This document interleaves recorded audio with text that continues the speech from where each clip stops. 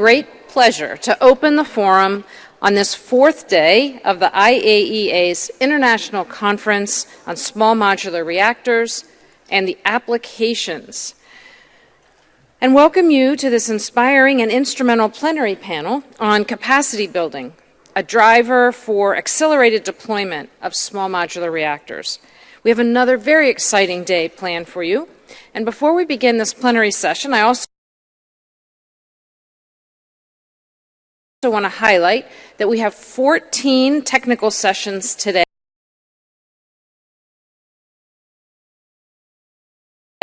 and 2 poster sessions during the morning and afternoon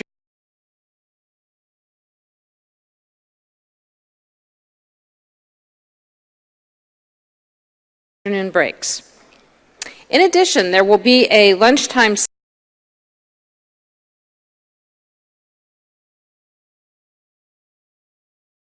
side event right here in this room, and it's focused on SMR Regulators Forum at 10 years. This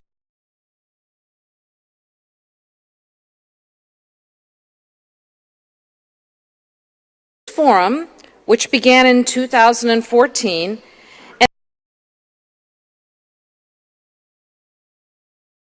enhances nuclear safety by facilitating robust and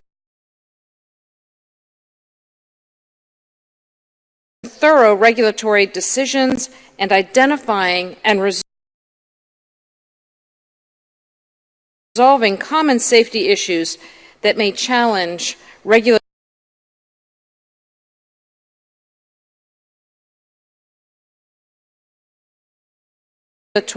SMR reviews. To achieve success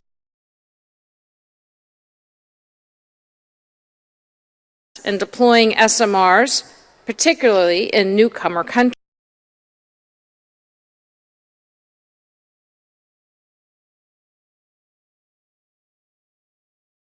countries, capacity building is positioned as the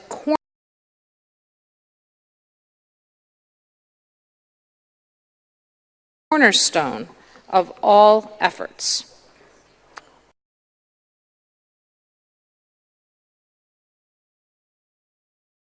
All stakeholders have a role in this effort, including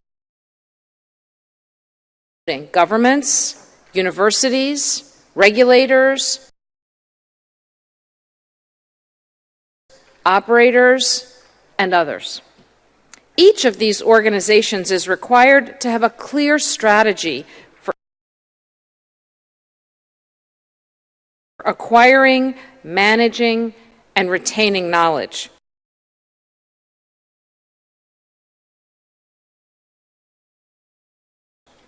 This is not only crucial for their own success,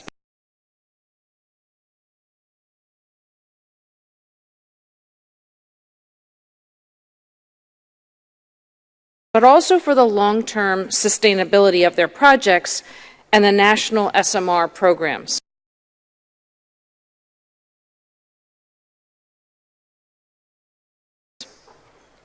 Our panel today brings together experts from various domains to showcase how different newcomer countries and organizations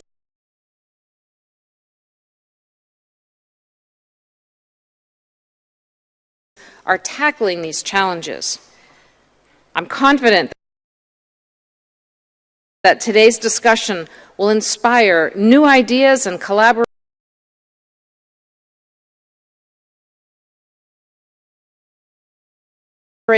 to help advance developing capacity globally for the new wave of SMRs.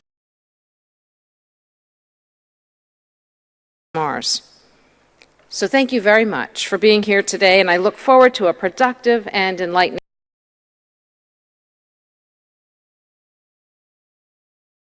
session. I will now turn it over to our moderator, Pedro Dieguez Porras, head of the Nuclear Knowledge Management section at the IAEA, who will introduce our panelists.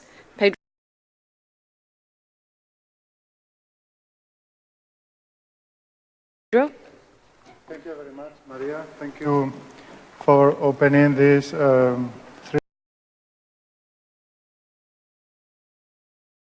panel that we have today on capacity building, a driver for accelerated deployment of SMRs. Today with us we have an outstanding panel of experts from newcomer countries and expanding countries from around the world. I would like to introduce you to the five of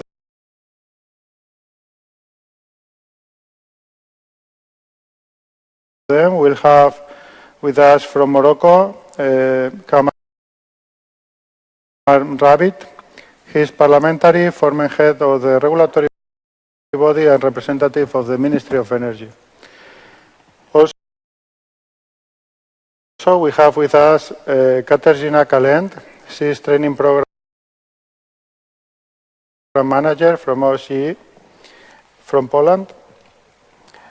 Then we will have Bent Albuquerque. He is former Ministry of Mines and Energy and representative of the National Association of the Nuclear Industry of Brazil. Also with us we'll have Archibald Boa Kofi. He is the acting director of the Nuclear Power Institute of the Ghana Atomic Energy Commission. And to conclude, we'll have Jenny Sunario. She is principal researcher of the National Research and Innovation Agency of Indonesia. And now, to start, please, I would like to give the floor for the panel to Kamar and Rabit, please. Thank you.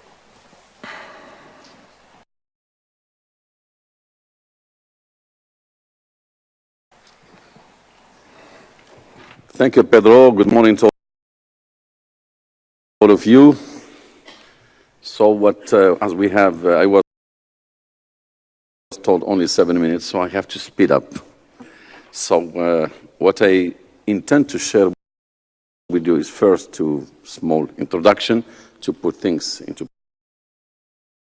perspective from the energy point of view in Morocco, and then international and national commitments needed for ensuring sustainable capacity building, and also a national strategy we have established in Morocco for education and training in safety, security and safeguards.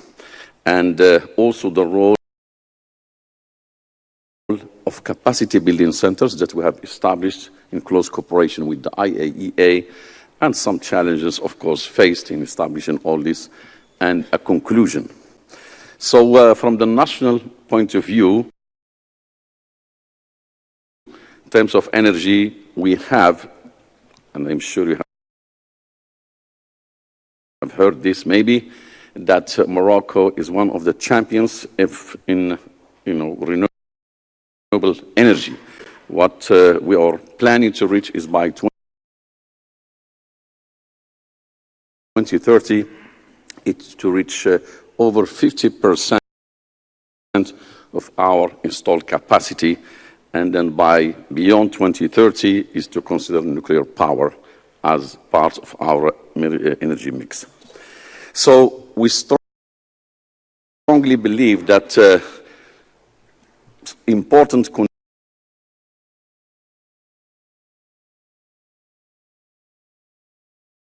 conditions to be met to ensure capacity building is that you have to sign and ratify relevant international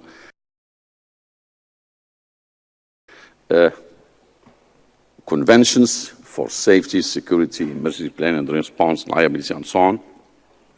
And I'm very pleased to say that Morocco has signed and ratified all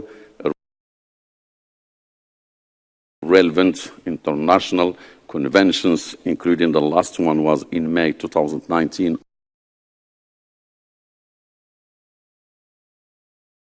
on nuclear safety.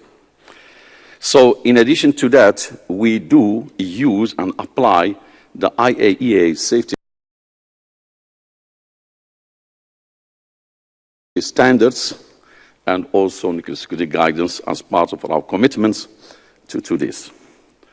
So based on these international commitments, we have also our nuclear, of course, infrastructure that meets those international obligations. So on the top, we have our head of governments, and under the head of governments, we do establish policies at the national level, including nuclear energy policy, and also relevant for this session is human resources development. Under, of course, the head of the government, we have a regulatory body, independent, reporting to the head of the government. And this is called AMSNOR. And then this is an independent regulatory body for safety, security, and safeguards, and also reporting to the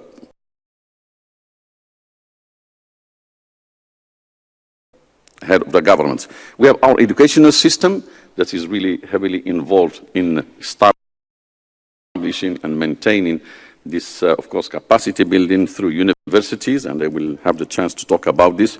And also as part, of course, of the whole infrastructure, we have also ministries that are involved, safety and security, and also stakeholders.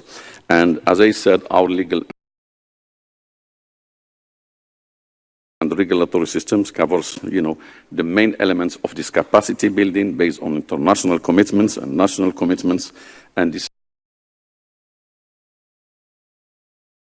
is how our system works. What is important to mention here, that when the regulatory body has been unified, this one in 2016, we did cover safety, security, and safeguards, and we established as an important component for our strategic objectives for 1721 is to establish and implement a national strategy for education and training. And that strategy was for at the national level and was sent, of course, for our governments. And the main objectives there is to establish, of course, and implement a national education training policy that governs safety, security, and safeguards, and also emergency plan and response, and also to increase awareness on education and training for nuclear safety, security, and safeguards, deploy also e-learning, and ensure good governance. Of course, the main results of this strategy that we found that over 14,000 persons have to be trained or retrained, and of course the bulk of these persons belonging to the medical sector, because this is the biggest sector we have in Morocco in terms of radiology, nuclear medicine, and radiotherapy, followed, of course, by industry and other areas. So we did also establish, in close cooperation with the agency, capacity building centers to strengthen our capacity and also to contribute to the capacity in Africa. So we had, under the regulatory body AMSNOR, we have established 2 capacity building centers, one for emergency planning and response, and one for education and training. There are also other capacity building centers that were established with the IAEA, and these are, there are 6 within the technical support organization, including postgraduate educational courses for 6 months on safety issues. So this is only to share with you with these capacity building centers, the objectives. They are similar, all of them, is to ensure thematically and build the area, for example, here for emergency planning and response, and also to serve as a focal point, for networking within Morocco, but also with the IAEA and regionally in Africa. And these are our missions, is to design and implement training programs, and also to strengthen cooperation and coordination within Morocco. So we did face some challenges, of course, and one of them is to establish and implement national policy and strategy for education training for all nuclear activities. That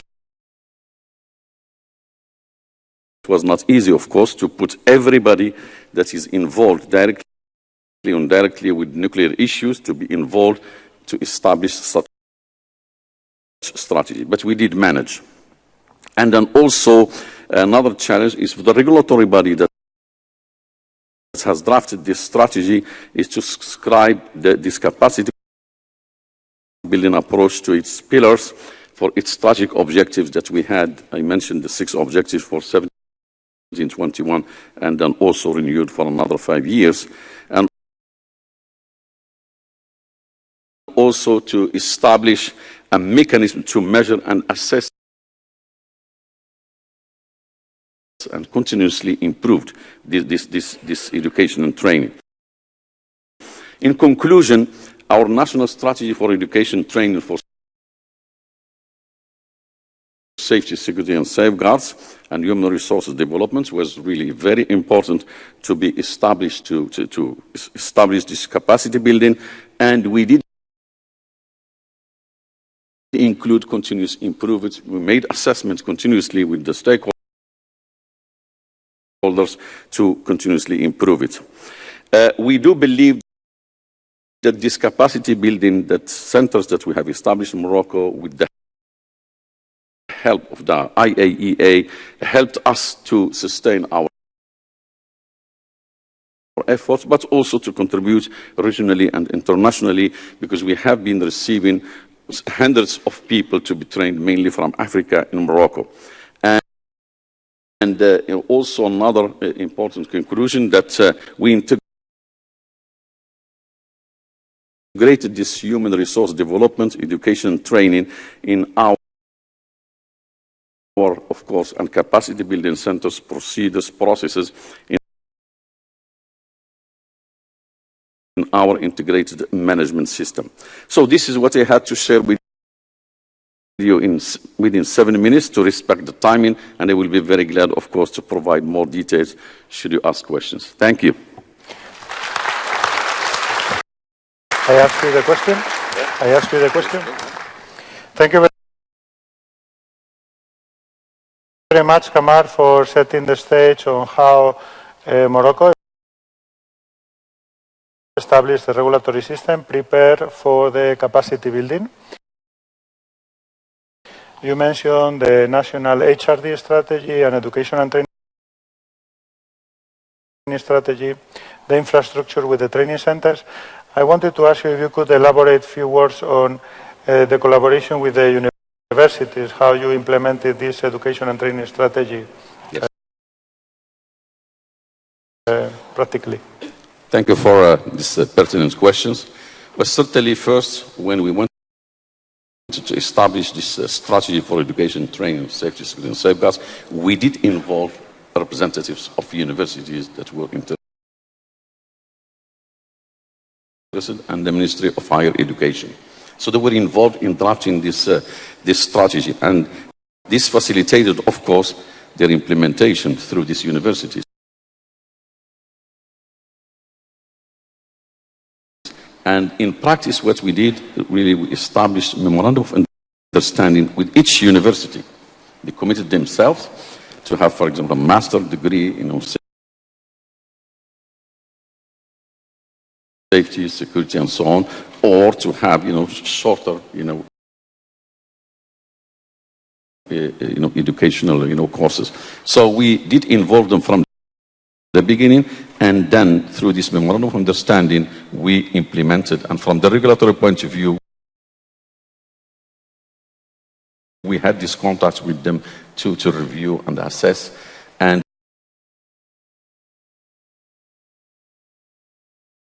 we have been always with the agency. Anything new that we integrate this, and then we share this with the universities.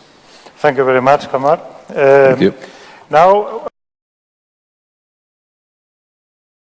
we are going to move to our next speaker.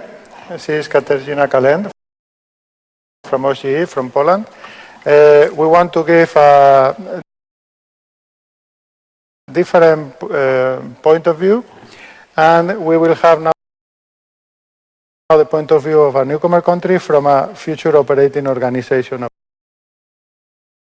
SMR. Please, Katarzyna. Thank you, Pedro. Good morning, everyone. It's a huge privilege to be here with you all. I want to present my company's plans for building capacity in our nuclear power program. I needed to catch my breath because this is my first panel ever.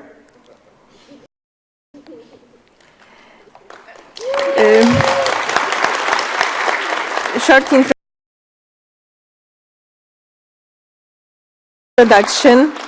Polish companies Synthos Green Energy and PKN Orlen established a joint venture company,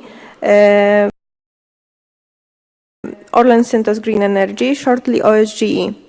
OSGE's primary goal will be to prepare and commercialize the technology of SMRs, particularly the BWRX 300 from GE Hitachi Nuclear Energy in Poland and Europe.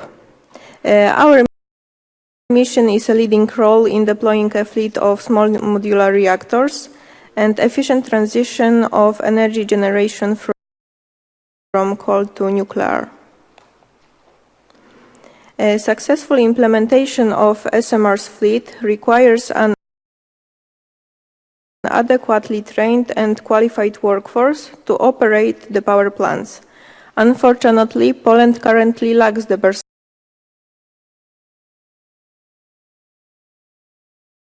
with the specialized skills needed for this task.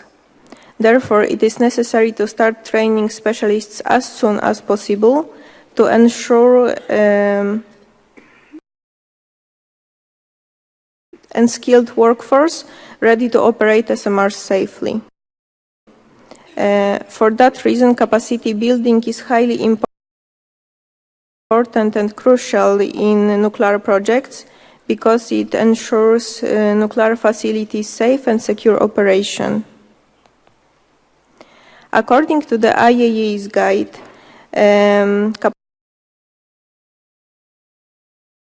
capacity building for nuclear power refers to a systematic approach using training, education, and etc. Building capacity for nuclear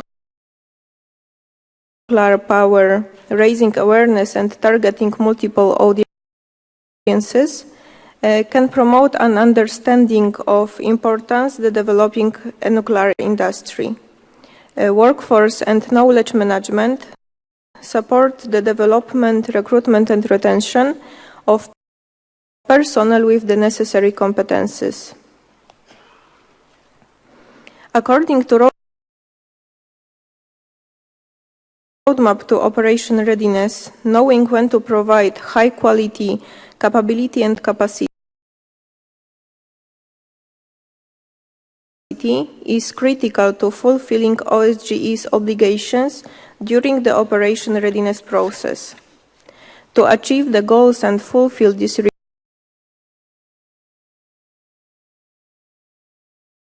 requirements, which are specified in this roadmap, the systematic approach to training is being implemented.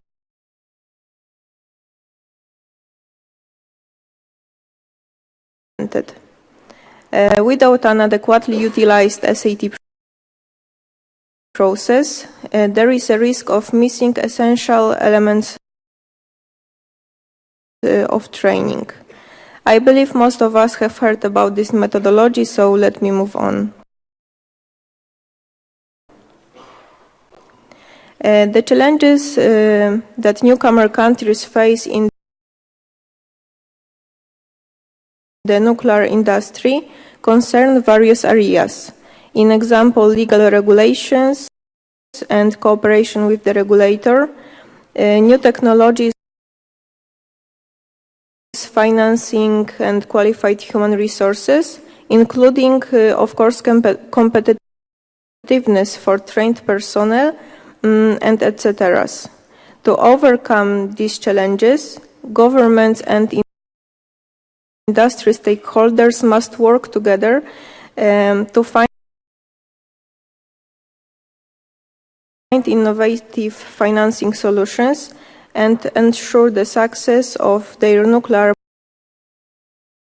power programs. Implementing nuclear programs, especially innovative ones like OSGEs, requires trained personnel with specialized knowledge and skills, and provide this qualified personnel is one of the most significant challenges that newcomer countries facing.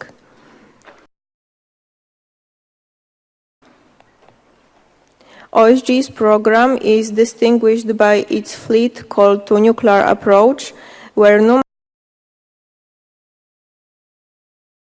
numerous multi-unit nuclear power plants are built in a staggered manner and operated simultaneously.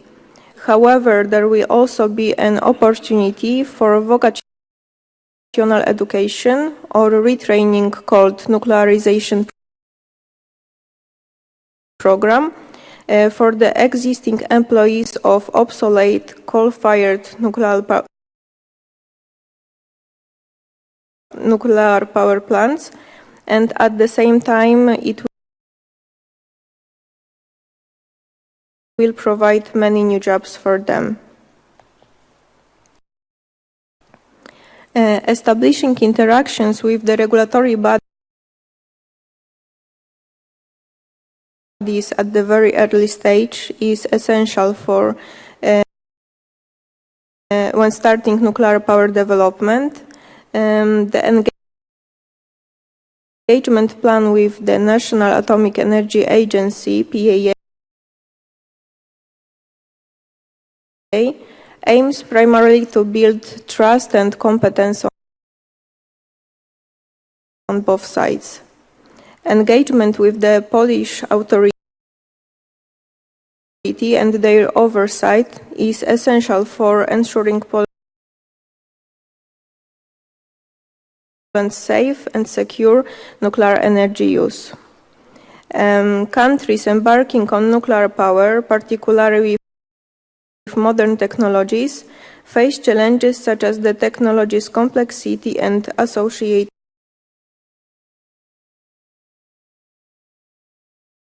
processes. Capacity building requires a strategy ensuring that organizations and individuals can achieve their full potential. By working together and sharing resources, expertise, and best practices, partners can help each other develop the skills and knowledge needed to succeed in their respective fields. International cooperation can accelerate technological progress and bring innovative solutions to the market. OSG can achieve the set goals thanks to close cooperation with the mentioned partners from Canada, USA, and many others. Cooperation with Polish universities in developing nuclear power programs is crucial for leveraging expertise and knowledge in the field. The next initiative, the signing of net zero at COP28 in UAE, demonstrates global cooperation and shared commitment to addressing the urgent issue of climate change. Last but not least, cooperation with the IAEA is essential for ensuring nuclear technology's safe and peaceful use worldwide. Through cooperation with the IAEA, member states can benefit and access to the technical expertise, training opportunities, and shared resources to help advance their nuclear energy programs. OSGE also draws on these resources and participates in various specific and valuable training courses conducted by the IAEA. Thank you.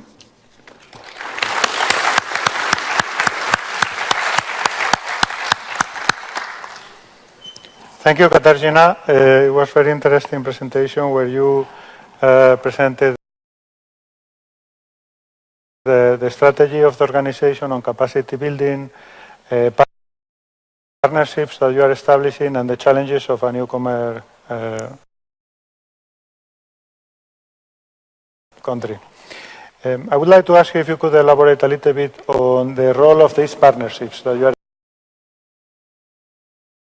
establishing at national level, how to build the network of the organization at national level and to create a network of support for capacity building. If you could share with us this role or the relevance it plays for you, for the organization. Thank you, Pedro, for the question. As I mentioned, OSGE deploying a fleet approach. So despite of the modularity and smaller size of the reactor, still we need a lot of trained and prepared nuclear workforce to operate these all planet nuclear power plants. And to fulfill these requirements in our plants, we have different activities like launching experimental nucleonic technician class in cooperation with National Center for Nuclear Research and Polish High School. On our initiative was signed the letter of intent with 9 Polish technical universities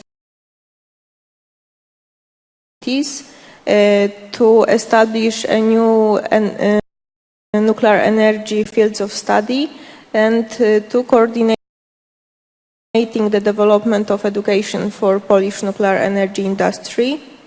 And finally, we plan to build the training center that will address mainly the urgent issue for trained nuclear energy staff, but not only. Currently, OSGE's employees participates in training conducted by G Hitachi Training Center in San Jose in US. So to summarize, universities and training centers play a crucial role in developing the nuclear energy programs and for ensuring nuclear energy workforce, which will be prepared, qualified, and with full skilled to operate all planet nuclear power plants safely. Thank you very much, Katarzyna. Now we are going to move to establish operating organization with a plan to expand the operating fleet. So with us we have Bento Albuquerque, he is former Ministry of Energy and representing the National Association of Brazil. Thank you, Pedro. First of all, I start my presentation.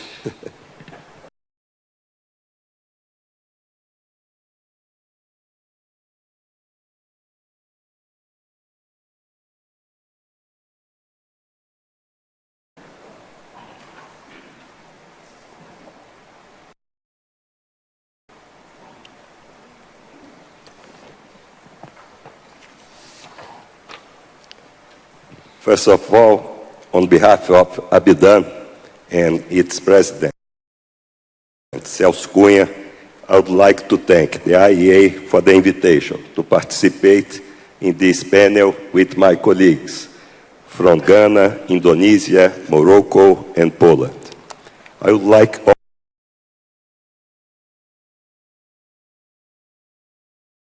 also to thank the Brazilian ambassador, Mrs. Cláudia Santos, for attending this event and for all your support to the Brazilian delegation at this outstanding conference. Let's move toward the presentation. In my view, the energy transitions are a complex, multidimensional process that will unfold at different times and pace, driven by multi-technological innovations and breakthroughs. This is especially true for the role of nuclear energy in countries like Brazil, shaped by their unique socioeconomic development and natural potential. On this purpose, I will give you an overview about Brazil and follow this agenda and be very brief in my considerations. Brazil boasts strong economic indicators, the 9th largest economy in the world, 6th in population, and 5th in land area.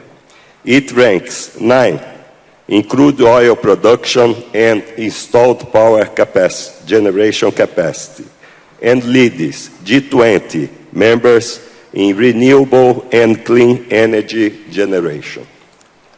Moreover, Brazil holds 3rd place in reserves of metals vital to the energy transition, standing for more than 15% of global reserves of strategic minerals, like uranium. The diversified power sector, long dominated by hydroelectric power plants, has evolved rapidly in recent years, with massive amounts of wind and solar added annually. Despite these impressive indicators and Brazil's position as an energy powerhouse with a highly diversified energy matrix, the country's per capita energy consumption is still below the world average, ranking 19th among the G20 nations. As we can see, Brazil has a well-diversified energy matrix due to many and abundant resources of energy and minerals in its portfolio. To enhance sustainability, accessibility, and energy security while decarbonizing hard-to-abate sectors, Brazil's energy planning envisions expanding nuclear energy over the coming decades. Brazil has started the research and development of nuclear technology in the 50s of the last century through the UN program Atoms for Peace, and is also one of the IAEA founders countries. Due to the first oil crisis in the 70s of the last century, Brazil started some energy programs, being one of them the nuclear program. Eletronuclear, our nuclear energy state company, has 2 operable reactors and 1 under construction. Brazil has also a state company, INB, in charge of uranium mining and production of fuel for the nuclear plants using indigenous technology. Brazil has 2 energy plans, a 10-year plan and a 30-year plan that are reviewed and updated in regular basis. Nowadays, the National Energy Plan foresees an expansion of nuclear energy by 10 gigawatts until 2050. From 2030 onwards, the plan includes new projects, particularly involving SMRs. It is worth noting that since 2019, partnerships focused on nuclear knowledge, training programs, and cooperation networks with IAEA and bilateral MOUs have been underway to support these studies and developments. Brazil's strategic approach to SMR capacity building leveraged over 70 years of nuclear research, more than 40 years of operating nuclear power plants, and nearly 40 years of naval nuclear propulsion development. Brazil's infrastructure for nuclear capacity building is developed and diverse, encompassing a range of universities, research institutes, operator training centers, and vocational programs. Brazil graduates around 80 to 110 nuclear professionals annually, with an extensive network of R&D centers contributing to scientific advancements. This infrastructure will be essential in supporting the country's ambitions for SMR deployment and other nuclear projects, ensuring that a skilled and trained workforce is available to meet the demands of nuclear expansion.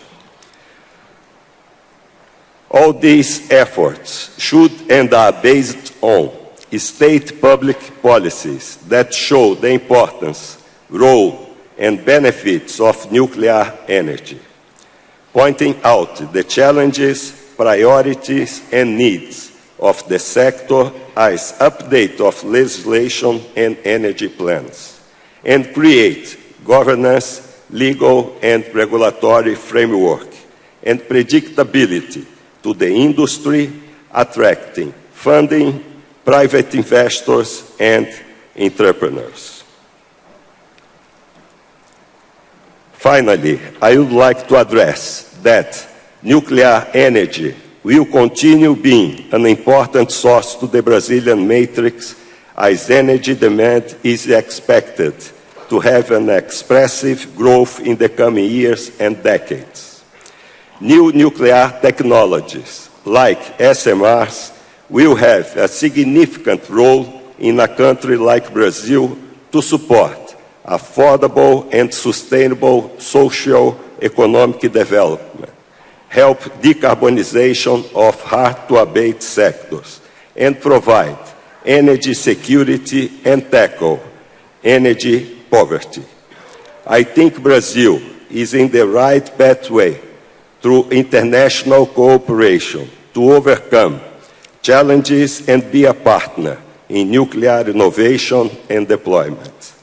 This integrated approach will align public policies, industry, academic and energy private sectors around the Brazilian nuclear program and create a predictable legal and regulatory environment to support the efforts to the energy transitions. Thank you.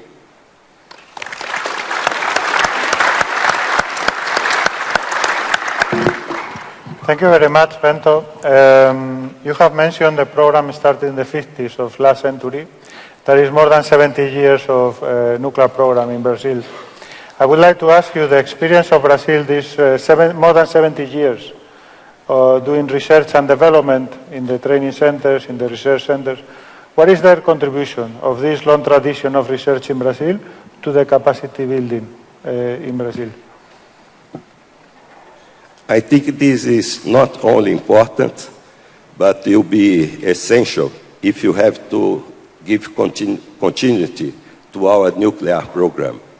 It's not only a matter of energy generation.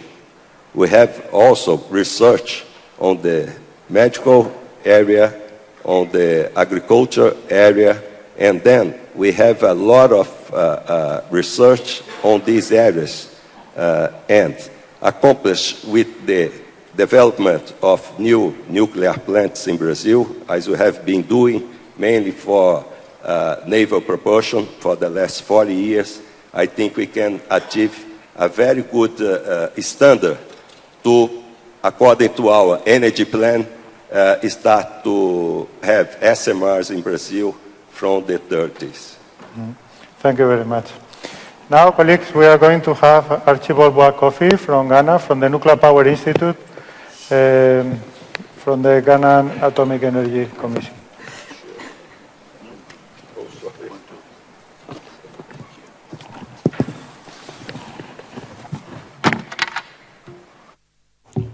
Thank you, Pedro. Good morning to everyone.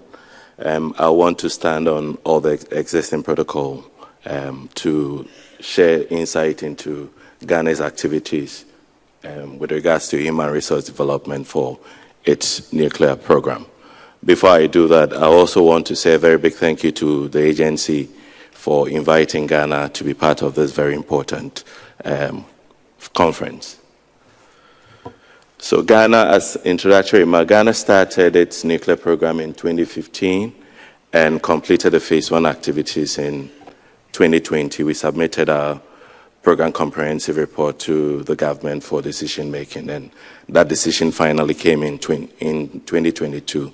So we are a phase 2 country now. To start with the presentation, I want to quote Sir Ken Robinson, who is a British professor, speaker, author, and an international advisor on education. And he says, human resources are like natural resources. They are often buried deep. You have to go looking for them. They are not just lying around on the surface. You have to create the circumstances where they show themselves.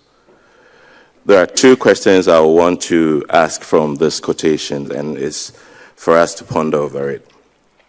Like, as member states and as industry, do we see human resource as a natural resource? Secondly, are we creating the enabling environment for them to show themselves, as quoted from Sir Ken Robinson? Because if natural resources are usually explored and exploited, so if we see human resource as a natural resource, then we have to dig deep and bring it out. That is what I get from this quotation. The United Nations Development Program developed this global human development index as a better measure for a country's development instead of using the GDP. So it uses 3 indices: long and healthy life, knowledge, and a decent standard of living. So education and training is key to human development and also a country's development. So I break human capital capacity development into 2 broad categories. You can have capabilities and you can have competencies, and you need both to develop the highly skilled workforce that the industry requires. And it comes with a lot of resources. It comes both soft and hard. The people have to be there. The infrastructure has to be there to bring them together to develop the highly skilled human resource that is required for the industry. But most African countries, so this is measured on a scale of 0 to 1, and most African countries are below 0.5, below the average. Ghana is around below 0.7, it's about 0.62, 0.63, and which shows that there is a lot of gap that we need to identify and try and close.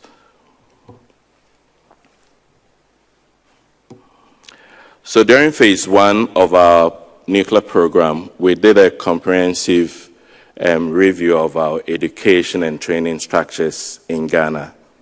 And as part of the outcome from there, we determined that we had the basic infrastructure to start a nuclear program. On that basis, we continue, as was indicated in the PCR, government gave us the go-ahead to continue with the nuclear program. In 2021 as well, we did a perception survey, nationwide perception survey, to assess the knowledge level of Ghanaians when it comes to nuclear and related sciences. Unsurprisingly, about close to 80% were not aware of nuclear, even though they go to hospitals, take X-ray. We use nuclear in agric, we use nuclear in industry, but they didn't know that they were nuclear techniques. And it wasn't surprising because you don't hear of nuclear until you go to university and you read anything physics or chemistry. So that shows that there is a huge gap that we need to identify. The outcome of this is we've developed what we call a campaign, a proposal for a 5-year campaign called NINES. The NINES stands for Nuclear Information, Communication, and Education Campaign.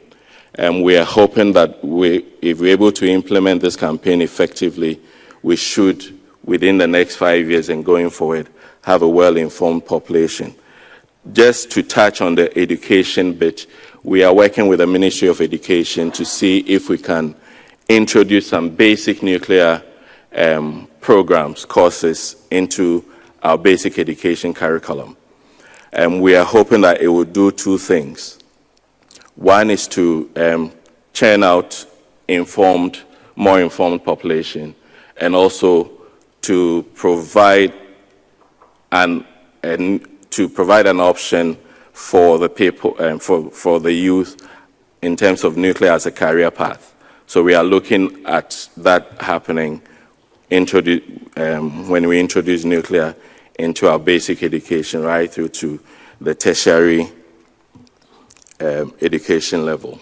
So we developed this framework looking at our current nuclear education, or looking at our current education infrastructure in Ghana to see where we can integrate nuclear education and training into the curriculum. So this is just a guide to what we are doing. And as part of the phase 1 activities, we also developed a national strategy for human resource development. This strategy is based on looking at our infrastructure within Ghana, looking at the industry practices, and also in consultation with IAEA. We looked at what the key organizations will need to do, or the network they need to build to help with capacity building.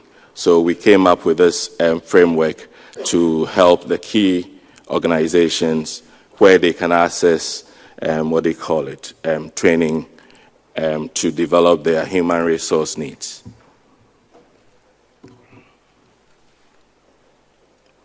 As part of the way to implement the strategy, we came up with this Ghana's human capital development approach to help implement the strategy.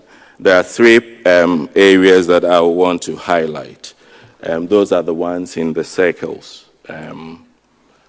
So you look at the upgrading the existing postgraduate engineering course at the Graduate School of Nuclear and Allied Science. So in 2006, with the support of the agency, we established a postgraduate program in collaboration with the University of Ghana, and that program has changed. Most of us working within the Ghana Nuclear program were graduates from that program. So it's been very beneficial to the country and for the nuclear program. There is a need to go back and review the curriculum and see how we can improve on the existing to respond to issues like the SMR-related issues, which were not foreseen at the time when the courses were being developed. Secondly, to commence a biennial first-degree programs in nuclear engineering and radiation protection and health fixes. And like has been mentioned by my other colleagues, we've started speaking to some of the technical universities in Ghana to see how we can leverage on their system to, for them to introduce programs and courses related to nuclear engineering at a first degree level. Interestingly, yesterday we had a meeting with the pedo section, and one of the suggestions, and that was, I think, was done in UK, was, is there the need for individual universities to start a program, looking at Ghana's program where we are? Do we want to churn out so many graduates when the industry hasn't started? Or do we get a consortium of universities like was done in UK for them to start hosting courses where students can go around all those consortium to take those courses? Those are discussions worth considering, and I think it came in at the right time to do that. Just a month ago, sometime last month, through our partnership and collaboration with some of our bilateral partners, we had the opportunity to visit one university to look at their nuclear engineering program and other engineering programs to see how we can benchmark what we want to do in Ghana, what we have existing currently in terms of other traditional engineering programs with what they have to help improve the level and churn out the right kind of skills that is required for the industry. Last but not the least, to commence a sub-regional Center of Excellence training facilities for nuclear-related postgraduate programs. And this, we are not only looking at postgraduate programs, we are extending it from the technical and vocational training level right through to the postgraduate programs. Ghana has two centers of excellence, IAEA centers of excellence, and we are working with other partners and with the government to see how we can leverage on that centers of excellence and also create more within the country, not just for Ghana, but for to train highly skilled workforce that will be required for the deployment of SMRs within the continent. We partner with several governments, JICC of Japan, we work with the US FIRST program, we work with the US Department of Energy. They have supported us to establish what we call the Ghana Clean Energy Training Center. It is Ghana Clean Energy Center, but it is also not just for Ghana, but to help the African continent. Whoever requires capacity building can access that training center, leverage on it to build the capacities that they need to. So I'll end here for now, and if questions come up, I will delve a bit into it if need be. Thank you.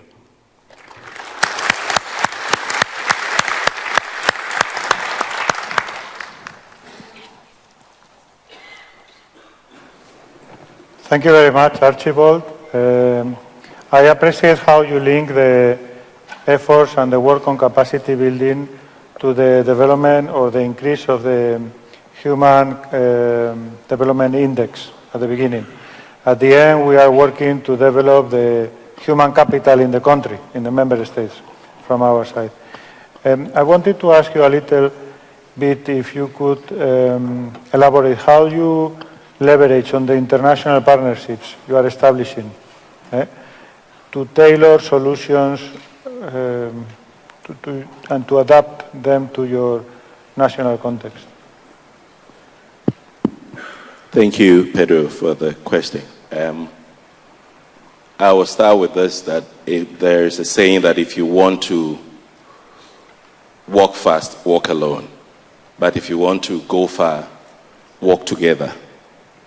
a lot of countries have done it, built that expertise in terms of human resource development. So it's not a new thing.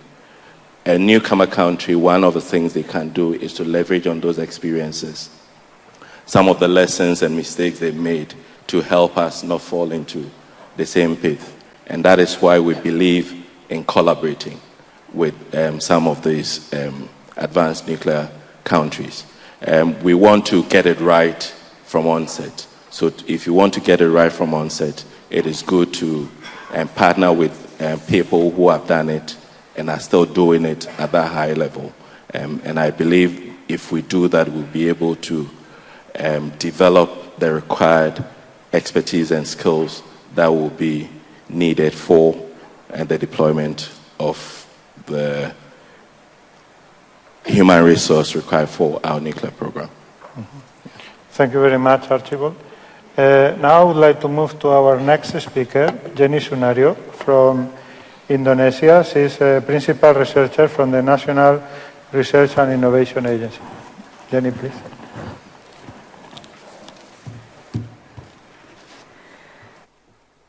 Okay. Good morning, ladies and gentlemen. Here I am again.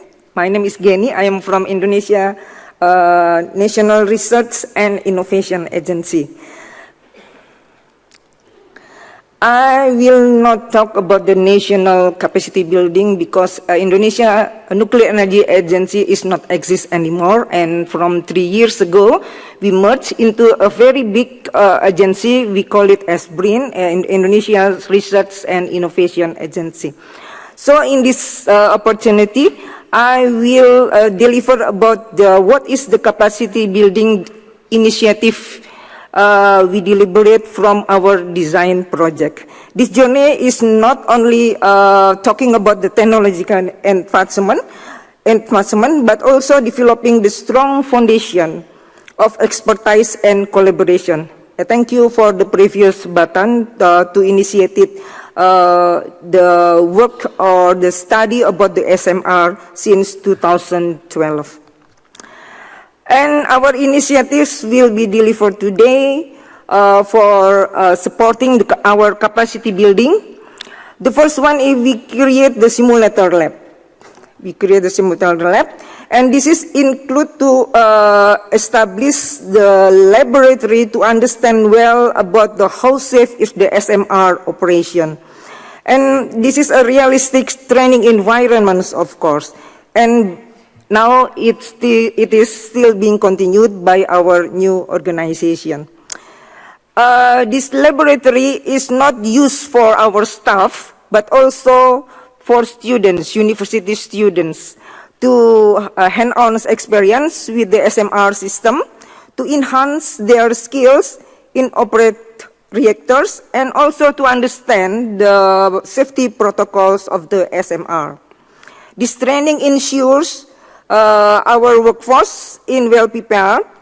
This is bridging the gap between theoretical knowledge and practical application. And until now, there are so many students coming to our laboratory to finish their thesis on bachelor, master, and degrees, PhD degrees. And the second initiative is we deliberate the R&D, of course, to achieve our target. So if we, because when we are going to deliver or to break down the capacity building, we have to know what we are going to achieve or the target. So from that one, we can break down what capacity building that should be done to afford for us to achieve the target. And the second one initiative is the R&D. For this one, we divided our R&D into 9 areas such as process design, nuclear and safety design, mechanical and piping design, instrumentation and control, electrical, civil engineering, fuel fabrication, public acceptance, and also safeguard and security. And then also we imply the key performance indicators. This is very important one to evaluate whether our initiative is success or not. The key performance indicators is we deliberating some codes, publish international papers, and also some patents. These outputs not only validate our progress, but also elevate Indonesia's standing in the global nuclear community. The third initiative is we also engage with the international partnership. For this one, we engage with the IAEA and also Tsinghua University. Why Tsinghua University?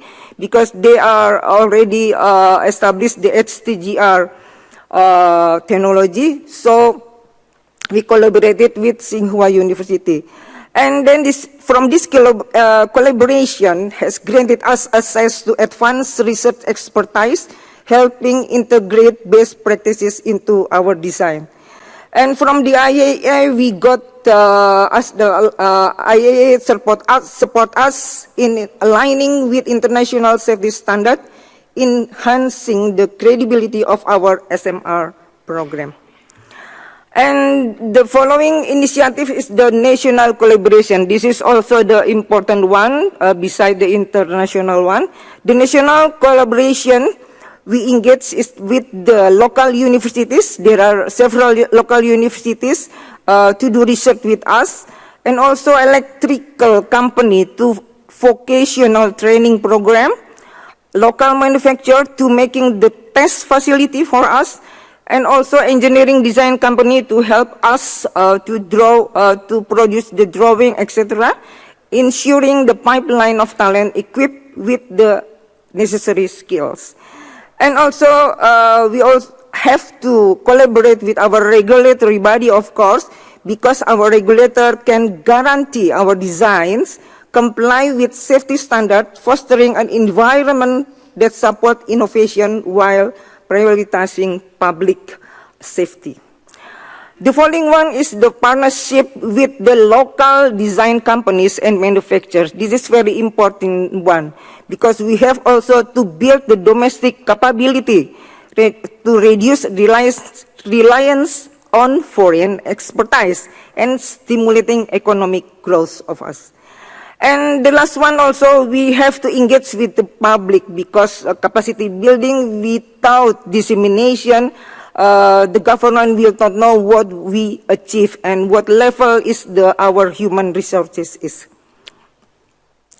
But in summary, Indonesia's approach combines training, R&D, and partnership at both international and national levels. Our strategy not only focuses on technology, but also empowers people, ensuring the long-term success of our nuclear energy program. And then our final goals is to create portion of job on design, operation, and maintenance by local talent. For Indonesia near future SMR, to reduce dependence and enhance the public trust. So that's all. Thank you very much for your attention.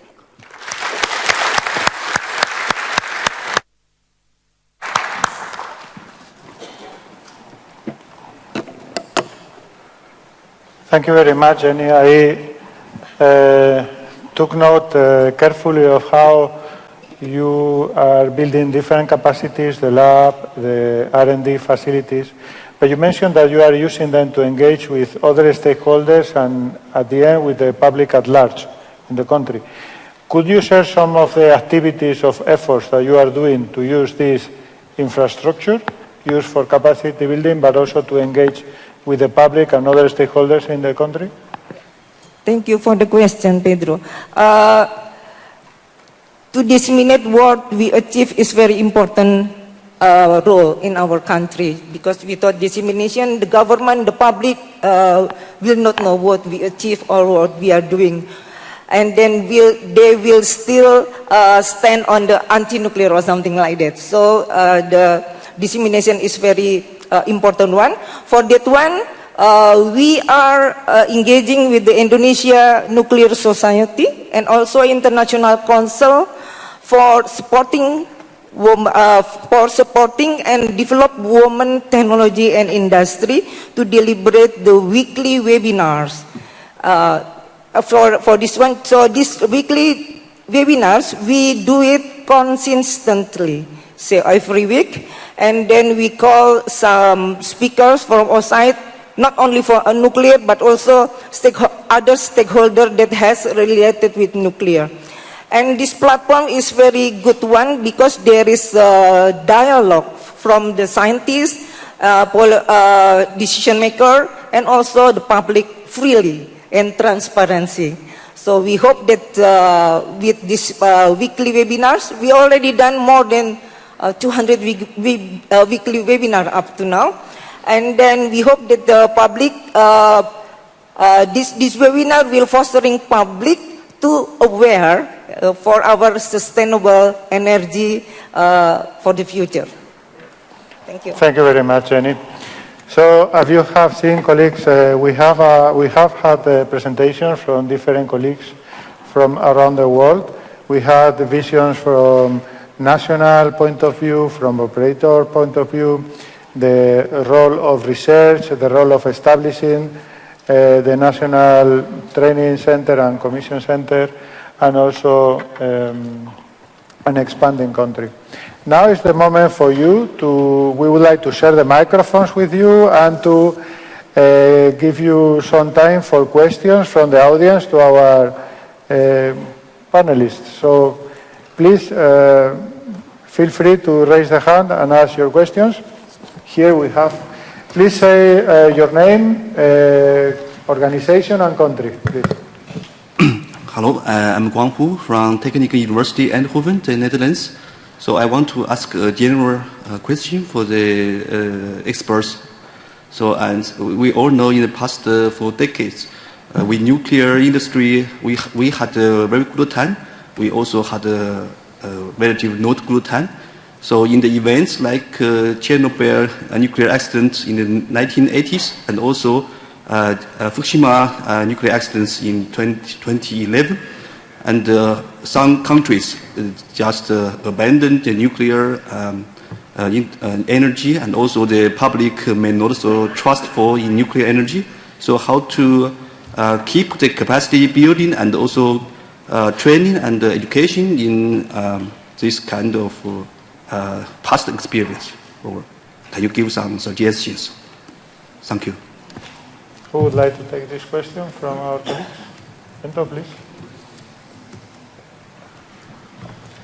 Congratulations for your question. This is a very interesting point. I think the most important thing is communication. I think there is a lack of communication among not only the organizations, but mainly inside of our societies. I have been in touch with the nuclear sector for almost 30 years. And for the first time in Brazil, I can see now a very integrated communication between and among all the institutions. I can see the Congress discussing nuclear. DJ Rafael Gross was in the Brazilian Congress in a public audience 2 or 3 months ago, talking to everybody there, and the acceptance of nuclear energy were very welcome to the Congress. I can see a lot of conference in Brazil, in the university, talking about nuclear energy and its applications. I think this is important, but you should, I think one of our colleagues here mentioned this, that I think you mentioned that the schools must have it in their curriculum. And then, my friend, I think communication, this is an effort that should be done for everybody. Thank you. Thank you very much. Yes, one. Well, thank you for this pertinent question. Only I want to add one another dimension that there are other applications, when we talk about nuclear activities. In all the countries, you will find at least radioactive sources and ionizing radiation in general used in medicine, in agriculture and industry. And this is, of course, it's less complex than the nuclear power. It's evident. But that knowledge also and that experience gained through the other applications, it's a starting point. So if you add to this, as the colleague from Brazil said, that of course communication, you talk about the other issues, climate change and what is happening and the role of nuclear energy.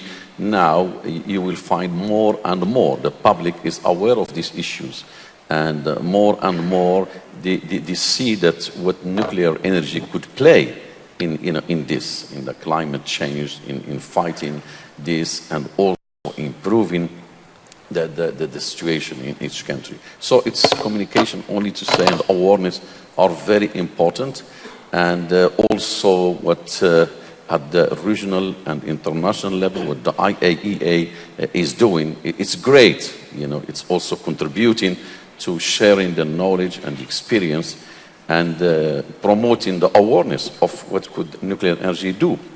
So it's a combination of things. Thank you. My name is Cesar Romão from Brazil. Congratulations for the presenters for their hard work. My question is about capacity building that involves exchange of technology and best practice. Capacity building, it will be one of the most challenging areas, not only nuclear, but in different industries. With SMRs, there is a risk of buying black boxes if we don't possess the technology knowledge. Sometimes this happens in the defense industry, where you can only understand the output. What can we do to avoid the need to buy black boxes regarding SMRs? Is the SMRs industry willing to open their black boxes to build capacities? Thank you very much for the question. I understand it's a general question for the panel. Who would like to take on this question? Well, if there is no one, I will start. Well, I will not call it black boxes, and really to illustrate by one example, it's what we are doing here. You have the industry, you have policymakers, you have regulators, you have researchers, you have technical support organizations, and within this very interesting gathering, we are sharing, lessons, we're sharing the knowledge, we're trying to contribute to the improvements, of course, of these SMRs and so on. So this is, for me, it's not a black box, on the contrary, and really it's also our roles, all of us, to contribute to that, and if there are areas where things have still to be clarified, it has to be clarified, and there is an evolution, and when you take also nuclear energy, many decades ago, it was like this, we have been learning, we have been improving, we have been sharing, and this capacity building, this session, one of the components of capacity building is knowledge, networking, and then to share the knowledge and also to create the knowledge, and that's really what we are doing. So let's continue on this path, and the IAEA has been doing a great job in that, and I believe at the end these block boxes will be reduced to the minimum, and then all of us will benefit from the advances and the advantages of nuclear energy. Thank you. Thank you very much. I think we have time for one last question, maybe here on this side. Yeah, hi, this is Romy Welschen for the Dutch regulator. Thank you for your presentations and for the interesting discussion. It's impressive what you've done when it comes to building technical knowledge. Having an engineering background myself and working in a multidisciplinary context, I am becoming increasingly aware of my blind spot for other disciplines. And I'm curious to what extent you have mapped the need to further develop support for nuclear implementation in non-technical fields that have to work hand in hand with technical experts and work on the challenges that nuclear brings in their fields. Thank you. Non-nuclear fields, please. So I would want to share what we want to do in response to that. I showed the framework, one, integrating nuclear education at all levels of education will help bring out that understanding and knowledge about nuclear. And specifically for the non-technical people, what we proposed in that framework was to have something like an internship, 1-year internship. If you want to work within the nuclear industry, have that internship, get education on what nuclear is about, what the technology is about, and what the company is doing with regards to its operations before you can play a major role within that, within the industry. So those are some of the things that we've proposed doing to respond to directly to her question. Okay, thank you very much, Archibald. Now, colleagues, we are running out of time for this plenary session. I would like to thank our panelists here. We had voices from the efforts done on building capacity from newcomer countries, expanding countries. And to close the session, I would like to invite to the podium our colleague, Lilia Dulinet. She is the section head of the nuclear infrastructure development section. Thank you. Dear ladies and gentlemen, nuclear energy is a reliable and affordable energy source which provides about 10% of the world electricity or about a quota of the world low carbon electricity. According to the IAEA estimates, the total electrical generating capacity is expected to increase by about 12% by 2030 and to more than double by 2050. In addition to 450 nuclear power reactors operating in 32 countries, 62 reactors are under construction in 50 countries, and some of them are in developing countries. About 30 countries are working with the IAEA to prepare for a national decision to use nuclear power or already developing their nuclear infrastructure. So, in addition to these 30 countries, which are at the different steps of nuclear power program implementation, about 20 countries have expressed their interest in nuclear power. These countries are at the very initial stage of nuclear power consideration, and most of them are interested in SMR technology, which makes nuclear energy affordable for small countries with a small electrical grid. You know that embarking a new nuclear power program requires careful planning, consideration and implementation. Today we stress the importance of capacity building in newcomer country for safe, secure and sustainable nuclear unit operation. The relevant capacity building should be developed in all key organizations, in NEPIO, Nuclear Energy Program Implementation Organization, as a governmental organization, in regulatory body, in operating organization. Universities also play an important role to meet the specific needs of the nuclear sector and to attract young, talented people in this high technology industry. You know that 70 years ago, the agency developed a special methodology, milestone approach. This approach is a comprehensive framework to assist countries that are considering or are embarking development of a new nuclear power program. This is a step-by-step guide to assist our member states with the development of necessary nuclear infrastructure for NPP operation. The milestone methodology has been successfully tested on project with large NPP, like, for example, Belarusian NPP, Baraka NPP in United Arab Emirates, nuclear power plants in Turkey and in Bangladesh that are very close to the operational stage. Last year, the IAEA updated this milestone document based on recent experience of embarking countries by adding the annex on some initial infrastructure consideration for SMR.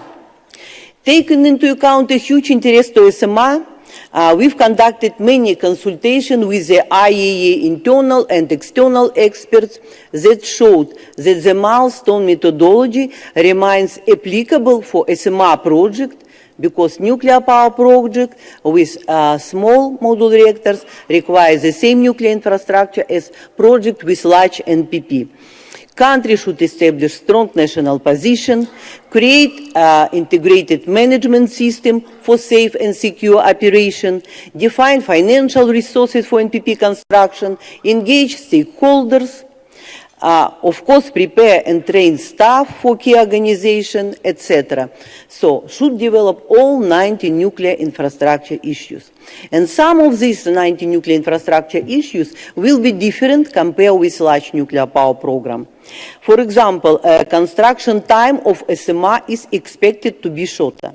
It means that the key organization like owner operator, regulator should develop their organizational capabilities, including human resources, in shorter time for the operational stage. To support embarking countries to develop relevant nuclear infrastructure for SMR project, we developed TechDoc on consideration to facilitate the accelerated deployment of SMR and microreactors. We collect relevant information and ideas, proposals from industry experts, experts in regulation, in other areas of nuclear infrastructure that may support and accelerate transition of the specific infrastructure for SMR. And this document will be ready next year, and I hope it will be very useful for our member states, especially for embarking countries. In conclusions to this panel, I would like to thank our speakers from embarking countries and expanding countries, Brasilia. So, and thank you for sharing very interesting information about national capacity building for nuclear project. And also, I want to express my gratitude to our moderator, Pedro Diego Porras, who did excellent job in arranging and managing this meeting. Thank you so much.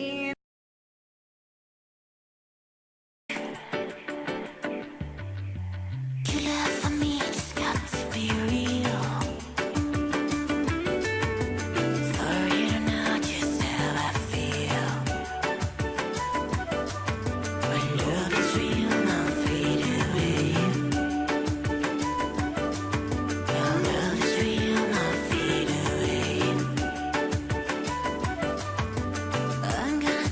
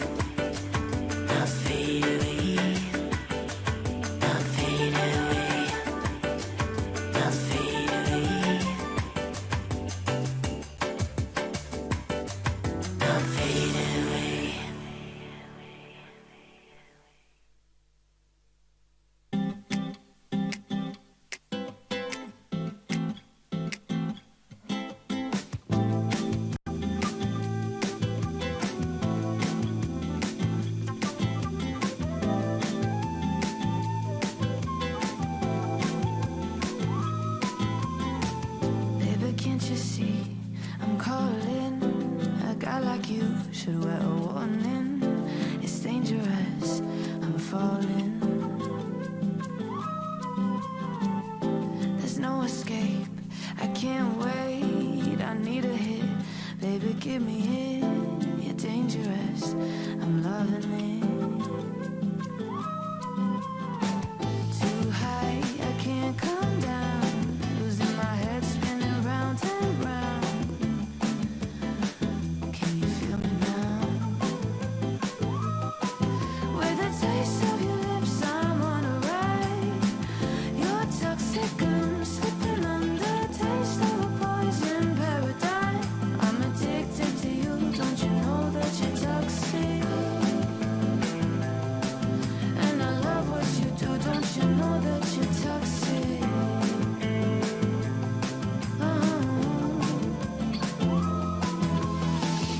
It's getting late to give you up. I took a sip from my devil's cup. Slowly, it's taking over me. Too high, I can't come down. Losing my head, spinning round and round. Can you feel me now?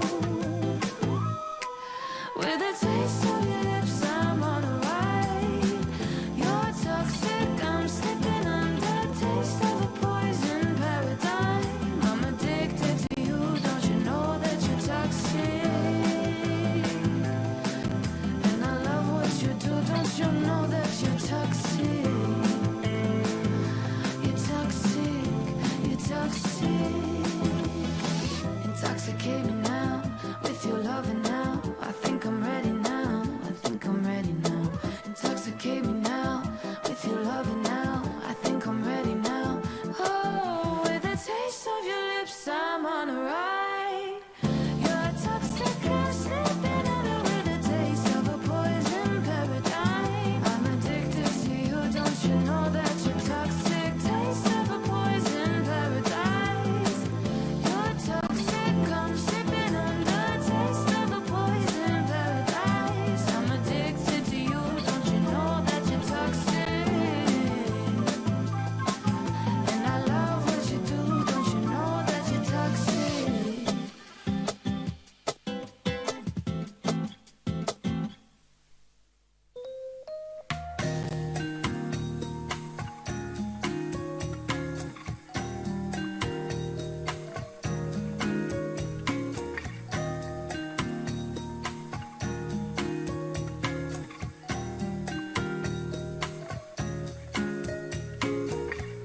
I eat dinner in my bathtub, then I go to sex clubs, watching freaky people get it at all. Doesn't make me any nervous. If anything, I'm restless. Yeah, I've been around and I've seen it all.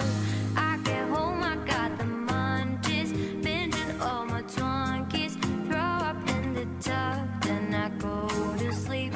And I'm drunk up all my money. Days are kinda lonely. You're gone and I gotta stay high all the time to keep you off my mind. Ooh, ooh, high all the time to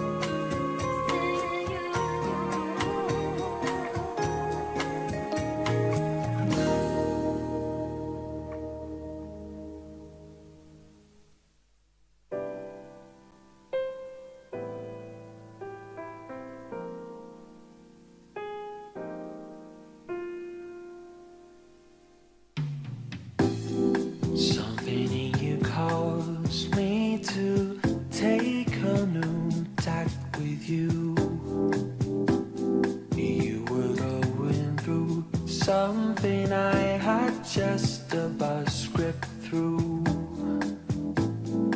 Why do you think I let you get away with the things you said to me?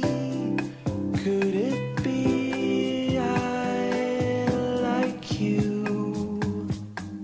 It's so shameful of me. I like you. No one I ever knew or have spoken to resembles you. This is good or bad, all depending on my general mood. Why do you think I let you get away with all the things you said to me? Could it be I like you?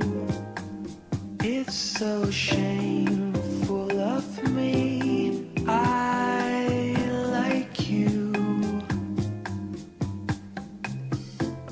And magistrates bend their lives, hiding their mistakes. They look at you and I, and envy makes them cry. Envy makes them cry.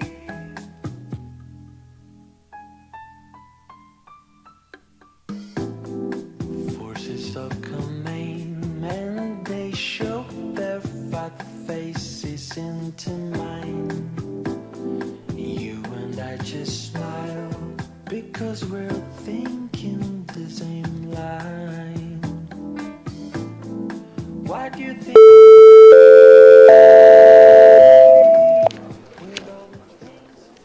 Good morning. Please take your seats and let me introduce this new session, Opportunities for Acceleration of SMR, very promising title. I'm Marin Constantin from Institute for Nuclear Research from Romania. Currently, I'm senior researcher, deputy of Alfred Management Group, and also president of the Scientific Council. And I will co-chair this session with my colleague from IAEA. Please, Eric, introduce yourself. So good morning, everybody. It's a pleasure to be here with you and to co-chair this session. My name is Eric Mattei. I'm a senior nuclear engineer in the Nuclear Infrastructure Development sections. Thank you. So during this session, we will be discussing, we will have 5 presentations, and diverse, but at the same time, all dealing with acceleration on how we can accelerate deployment, what are the current thinking. So we will have 2 presentations dealing with acceleration through the early involvement of stakeholders. Then we will have a presentation on the early involvement through finance, or how can finance can support early involvement and deployment, accelerated deployment. Then another presentation on the collaboration, how collaboration can improve, can accelerate the deployment in a nuclear country.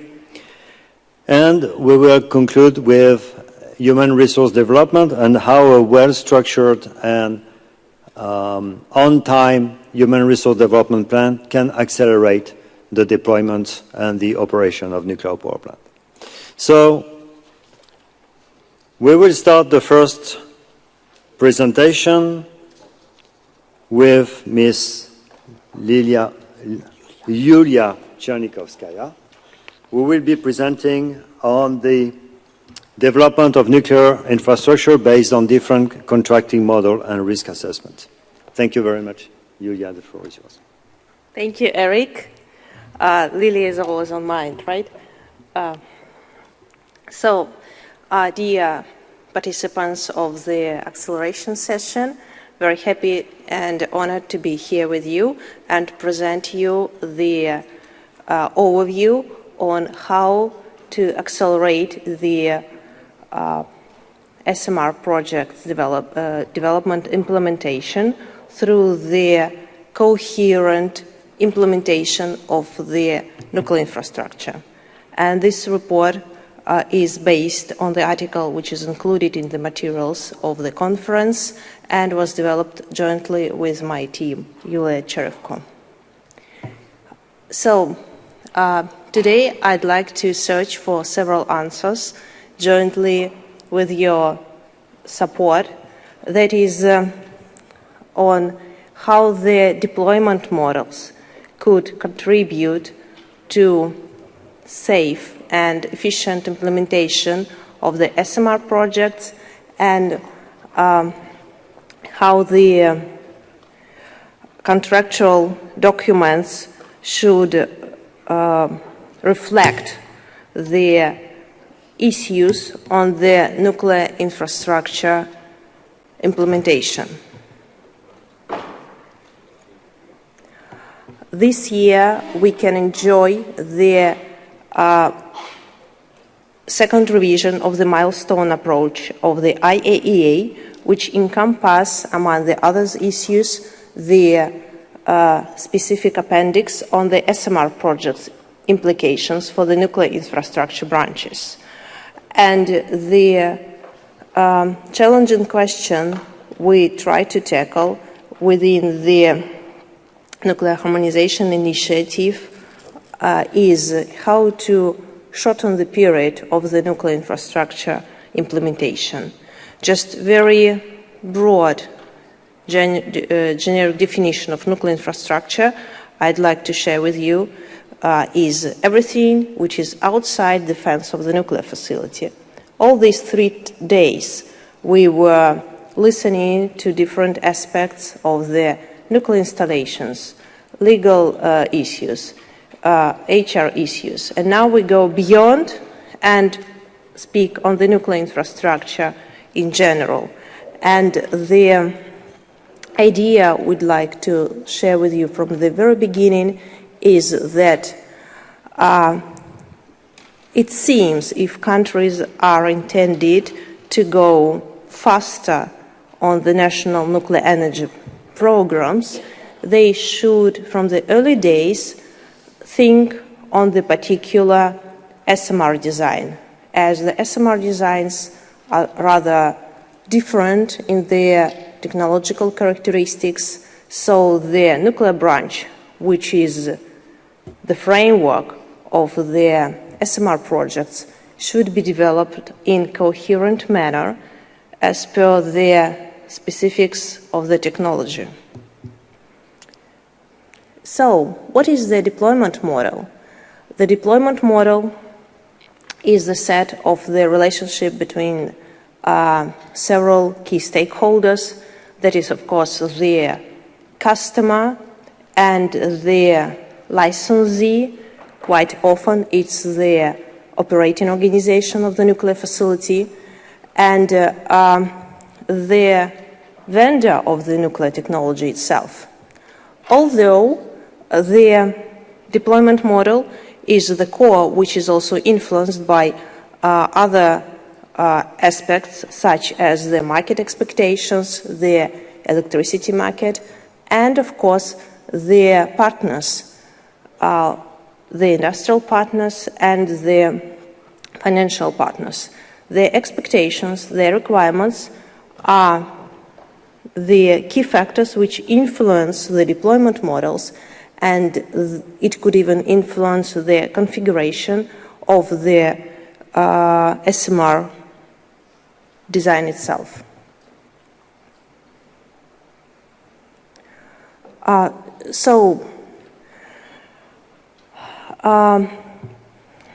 Just skip this one.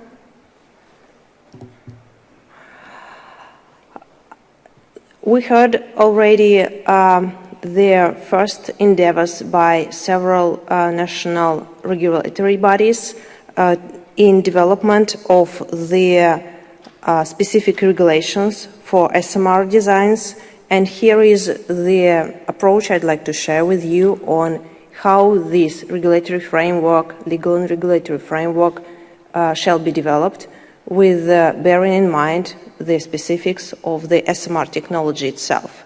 So the core is the design. then the risk-based approach and safety concept should be considered, which is done in the preliminary safety analysis report, and that influence not only the configuration of the regulatory requirements, but also the nuclear infrastructure itself. And of course, the deployment model is also part of is the basis on how responsibilities among the parties are split. For example, I can pick two examples of the deployment model, the EPC model or the concession model, for example, build, own, operate model. In the second type of deployment models, the technology vendor also usually in charge in establishing the operating organization and in charge for operation. Also, the technology vendor could encompass its support in solving adjacent issues with the right waste treatment and spent nuclear fuel treatment.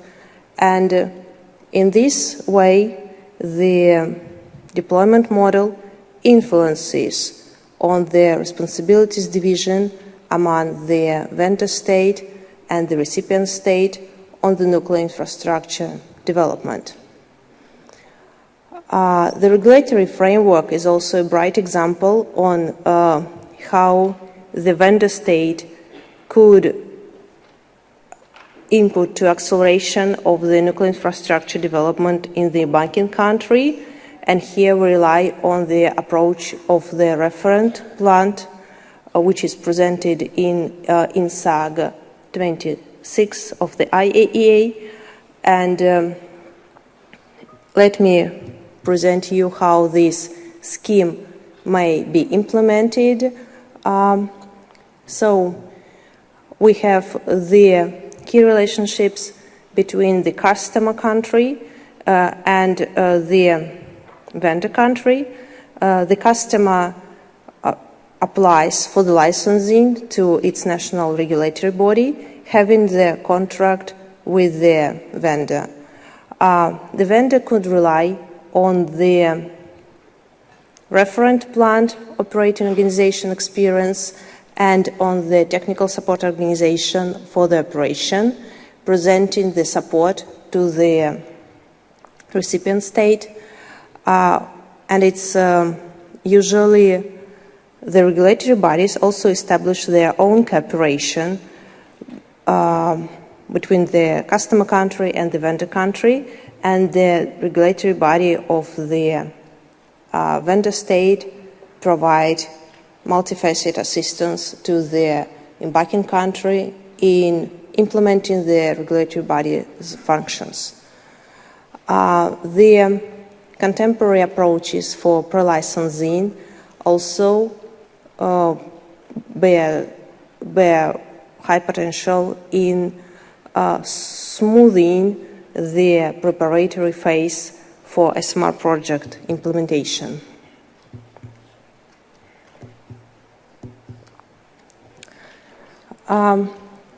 So if we'll try to understand when to start this cooperation in the nuclear infrastructure field between the embarking country and the recipient country, our experience provides a solution that it should be done from the early days of establishing cooperation between the two states.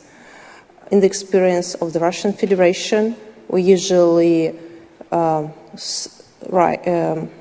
the intergovernmental agreement on the nuclear facility project, and this very agreement should already encompass the relationships between the countries in terms of the nuclear infrastructure.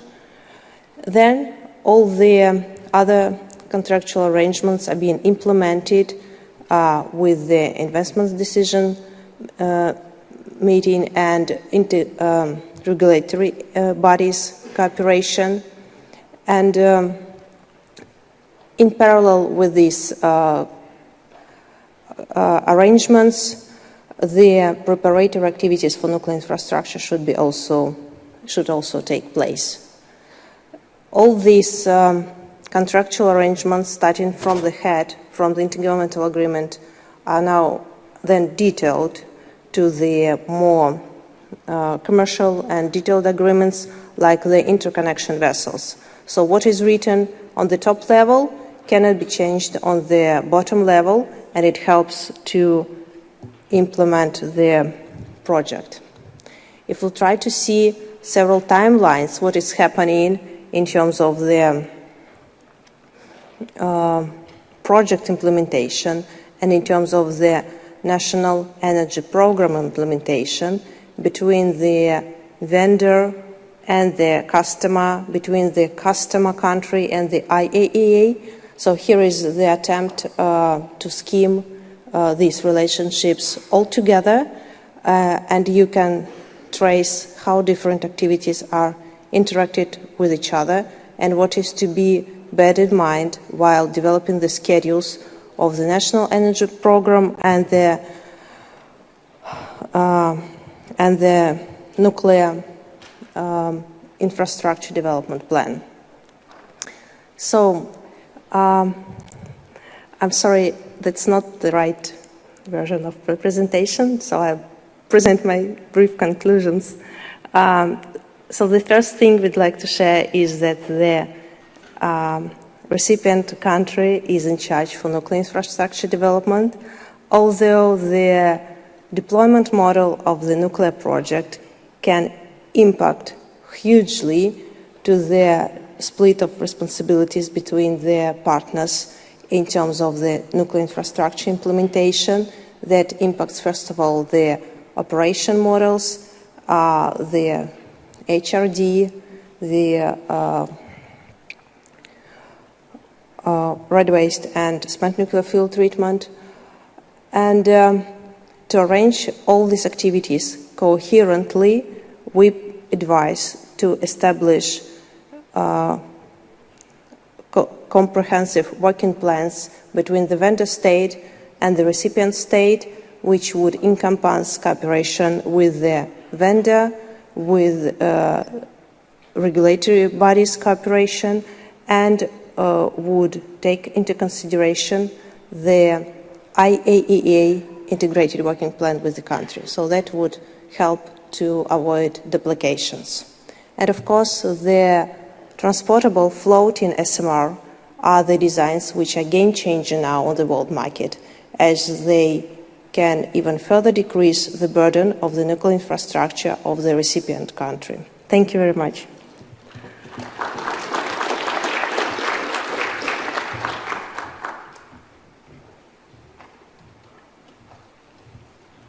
So thank you very much, Yulia, for this presentation. Let's move to the next presentation. So presentation will be on the considerations on the accelerated deployment of SMR, and Ms. Milana Ozerina will be presenting for you. Milana. Thank you very much. It is my pleasure to be here, and this research was conducted jointly with me and my colleague, Mr. Zian Wang, while we were undergoing the internship here at the agency in the Nuclear Infrastructure Development section. But unfortunately, Mr. Wang couldn't make it to the conference, so I will present our research. And here's the brief contents of my presentation. And today, as we explore a push towards sustainable and resilient energy solutions, SMR play a role of like a game changer, and we hope that they will play a role of the game changer in this regard. And because they hold this promise for resilient, safer, more flexible, and cost-effective alternative to large nuclear power plants in some cases. And their adaptability makes them ideal for countries seeking to diversify their energy mix and reduce carbon emissions, especially in remote regions and in the areas lacking power infrastructure. And recently, the IAEA milestones approach was revised, and the annex on the specific considerations on the SMR deployment was included. As well, we can see that in all the meetings at the agency, the mentions of SMRs are increasing with each year. So in this presentation, I will discuss briefly the economic benefits, regulatory updates, and strategic collaboration needed to make SMR a key component for a sustainable energy future. So, as we pursue the sustainable energy solutions, traditional large NPPs sometimes face challenges with flexibility, especially in regions with lack of power infrastructure. In contrast, SMRs present a more adaptable and economically viable option, especially for remote regions and in those areas where they can replace coal-fired plants. So deploying a large nuclear power plant takes at least 10-15 years with a commitment to more than 100 years, while we hope that SMRs, the deployment of SMRs will take up to 7-10 years. But by shortening the phase 2 of the IAEA milestones approach, which is focused on the feasibility, planning, and preparation, we can reduce the time of the deployment timeline and as well costs theoretically, and achieving the faster deployment of SMRs. So, but this requires early regulatory preparations, comprehensive site assessment, and skilled regulatory staff to streamline the process. And still the issue of competence development is a big issue, and no skills, no accelerated deployment. Here you can see activities in phase 1, and activities in blue are the one that the same for large NPPs and SMRs, but those in red, those are preparatory activities which are supposed to be done, which will help at later stages. If the country will know which technology they want to pursue, it of course will help to further in the deployment. Then green activities are those that are initially taken in the phase 2 of the milestones approach, but we propose to start those activities later at phase 1 and continue in the beginning of phase 2. So this approach will help to streamline the regulatory and licensing process in phase 2, thereby shortening the overall timeline. We suggest early establishment of working groups or coordinating groups within the NAPIO, which will focus on own operators and regulatory body activities. So these are not the early establishment of those organizations, but just working groups, which later at the phase 2 will be transformed to those organizations. Because they could be responsible for site selection, environmental impact analysis, communications with vendors, and here, of course, some investments would be required from the government, and as well as investment in training of people, because it is essential. Hence, accelerating phase 2 mitigates risks and also facilitates this transition from phase 1 to phase 2, ensuring more efficient and competitive pathway to sustainable energy future. And here I would like to talk about the importance of early engagement with the key stakeholders, and I would like to start with the governments. For governments, fast-tracking SMR's project stimulates economic growth by creating jobs and fostering innovation, particularly in the regions with smaller grids, remote areas. As well, it will support their carbon reduction targets and strengthen the country's energy security. For vendors, the early engagement with the countries will help to expand the market presence and will help to align technology with the regulatory requirements. enabling cost sharing across multiple projects. And also vendors can support emerging countries by establishing some training centers to disseminate technical expertise and promote SMR adoption. Then for own operators, they will benefit by gaining insights into SMR designs and regulatory requirements from the very beginning, which will facilitate project planning and licensing. This approach will also foster strategic partnership and with vendors and engagement with the regulatory bodies. And finally, for the regulatory bodies, as they play a pivotal role by streamlining the regulatory process in phase 1 and phase 2, the robust framework should be established as early as possible, and we suggest that the framework from the vendor country should serve as a reference in this regard, with some specific adjustments needed for each and every country.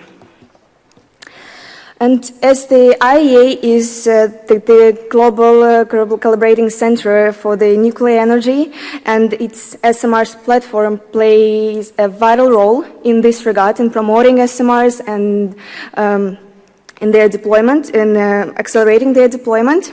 And by coordinating activities and responding to requests from member states, the platform also advances international efforts in SMRs deployment. But the platform can further drive collaboration by uniting countries with shared deployment needs, fostering resource sharing and tracking regulatory challenges altogether. So also tailored training programs for regulatory professionals and an online learning platform with some short videos, courses on SMR technologies, which can be assessed easily from each member state, will be of great help. As I mentioned before, early in phase 1, we suggest these countries to acknowledge all the available technologies, their benefits, if this technology was already deployed in the vendor country or not. And as well, a robust monitoring system and evaluation system which will track SMR deployment progress worldwide, including agreements with from vendor countries with the technology recipient countries, would be of great help for other countries to track the progress and understand their timelines. And we also suggest new collaboration model for embarking countries, which can, in theory, significantly accelerate SMR deployment by facilitating knowledge exchange and resource sharing between countries with similar infrastructure, economic conditions, and reactor technology goals. So the model you can see on the slide, involving regulatory agencies and industry stakeholders, promotes faster regulatory and licensing approvals, while also enhancing regional security, regional energy security, and through the shared SMR infrastructure. And key advantages of this model include diversifying the energy mix of both countries, in this case, reducing dependence on external energy solutions, and pooling together resources and expertise for faster deployment. And joint investment in SMR projects lowers financial risks, making nuclear energy more affordable for those countries participating in this model. And on the slide you can see some steps proposed for this collaboration through the Memorandum of Understanding. And in conclusion, accelerating the SMR deployment requires a strong collaboration from each and every stakeholder and strong will to collaborate. And by initiating key activities in phase 1 and optimizing phase 2, countries can achieve and gain economic benefits, while the governments can also align with their sustainable development goals, create new jobs, new education opportunities, therefore enhance their overall economic situation in this specific country. And the IAEA's crucial role in this process is without any discussions because they're providing training programs, facilitating knowledge exchange is a key. And I believe that the introduction of an updated deployment timeline along with this new proposed collaboration model emphasizes the power of those synchronized joint efforts in this process. And once again, as we embark on this journey, all the countries together, collaboration is a key, and without pure engagement and willingness to exchange knowledge, resources, nothing is possible. So again, collaboration is the key, and thank you very much for your attention.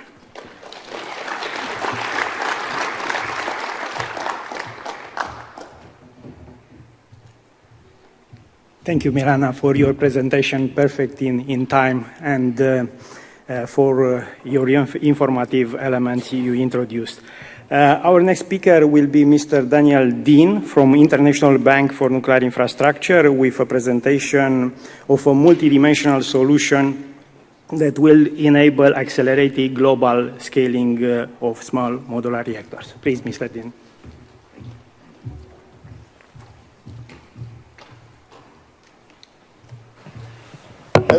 Hello and good morning to everybody. It's a pleasure to be here. I'm the founder and chief executive officer, board member of a new not-for-profit initiative to establish a multilateral bank that will be focused on the acceleration of nuclear technologies, and in particular for this conference, SMR technologies. So what I wanted to present today is some specific ideas that we've been working on that we think are accelerators within the nuclear space. We do believe that a nuclear-focused multilateral financial institution is going to be critical for the acceleration of new nuclear technologies. And while we fully support changes in policy at the World Bank, at the European Investment Bank, EIB, Asian Development Bank, existing multilaterals, we think that this alone will not be sufficient.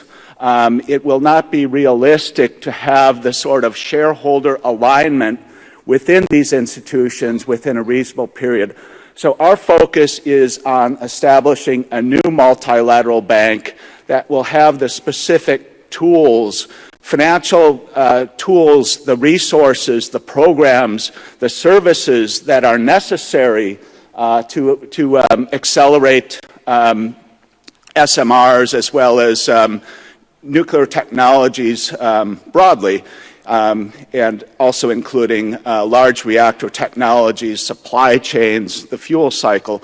We need to focus on all of these elements together. So what I want to do is I want to maybe elaborate on the great comments that the previous two speakers made in terms of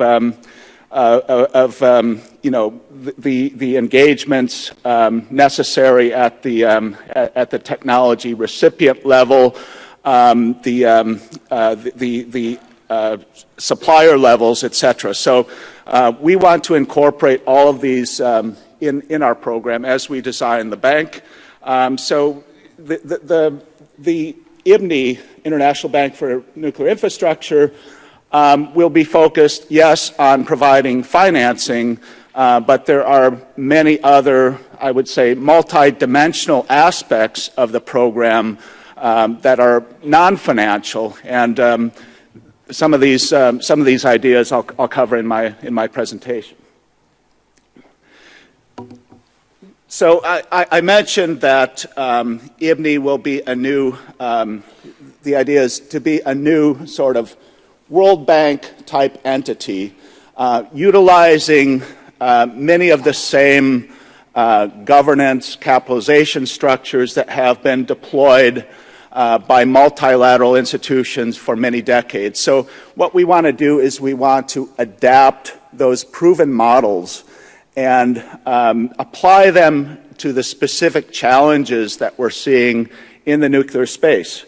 I mentioned we have a nonprofit entity that is serving as the accelerator for this new bank. We want to establish this new bank by the end of 2026. We think it's going to be very important for this bank to come online in the near future to facilitate its mission. The bank would be a shareholder member-owned institution like a EIB, like a World Bank institution, where a coalition of member countries come together and found the bank. And really what we're trying to do is enable nuclear to fulfill its mission in terms of 2050 net zero, decarbonization, energy security objectives at the global policy level. The capital and governance structure that we're looking to deploy is similar actually to many of the existing multilateral institutions. If you look at the World Bank Group, if you look at EBRD, the European Bank for Reconstruction and Development, that is, all of these institutions share a similar structure. So within this new bank, we would have a commercial arm, which would be called the Ordinary Operations Fund, where a collection of member countries would come together and fund the equity component of that fund. We think that the amount of funding that is necessary amongst these countries is about 50 billion. 25 billion would be paid in, allocated amongst the shareholders. That amount of money would be levered. We would have this multiplier impact, which we think for every dollar of public funding would ultimately result in $100 of crowded-in capital over a few decades period. By 2050 is the target.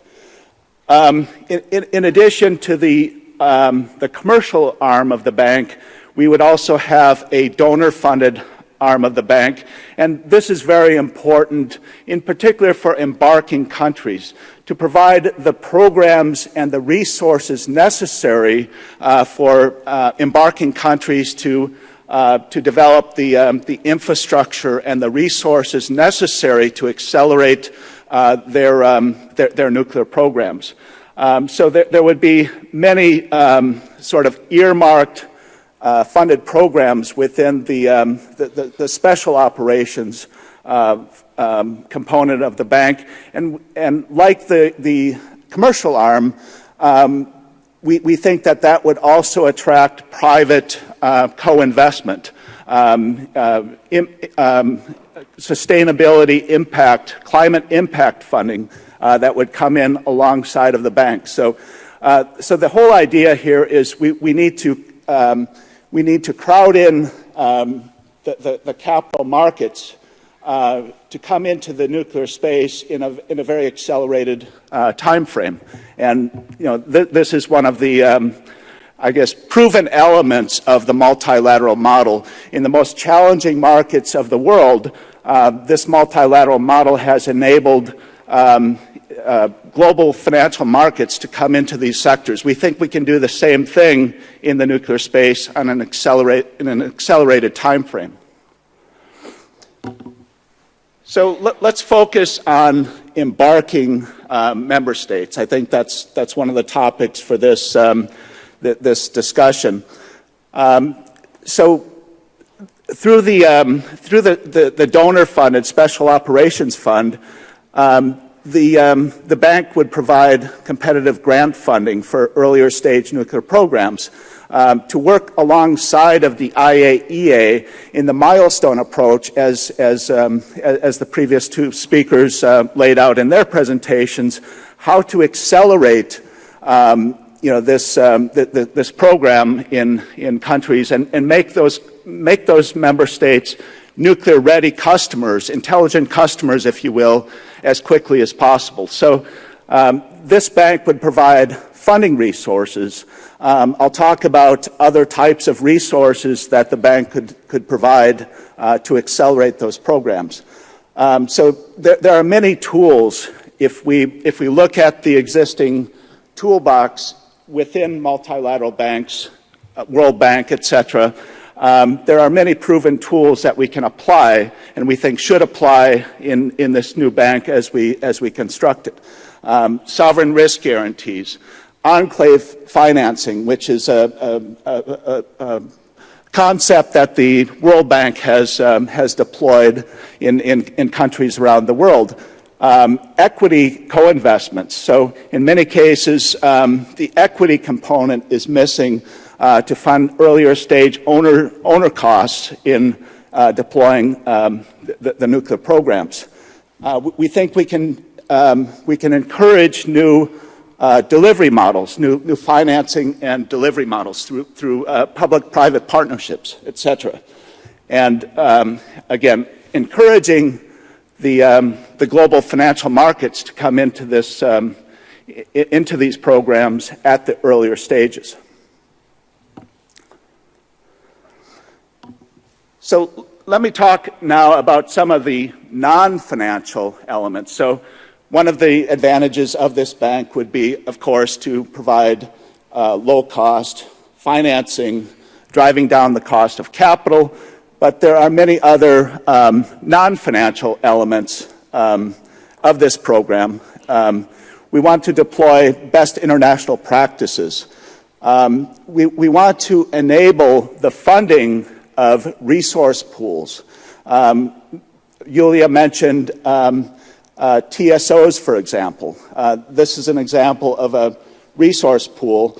The bank could deploy a country, vendor, technology-neutral approach to providing these resource pools around the world in terms of things like energy system planning, 3S, development and construction expertise, operations, etc. So these are all programs that could be both funded and administered by the bank in strong cooperation with the IAEA to actually deliver the funding and resources necessary to accelerate these programs.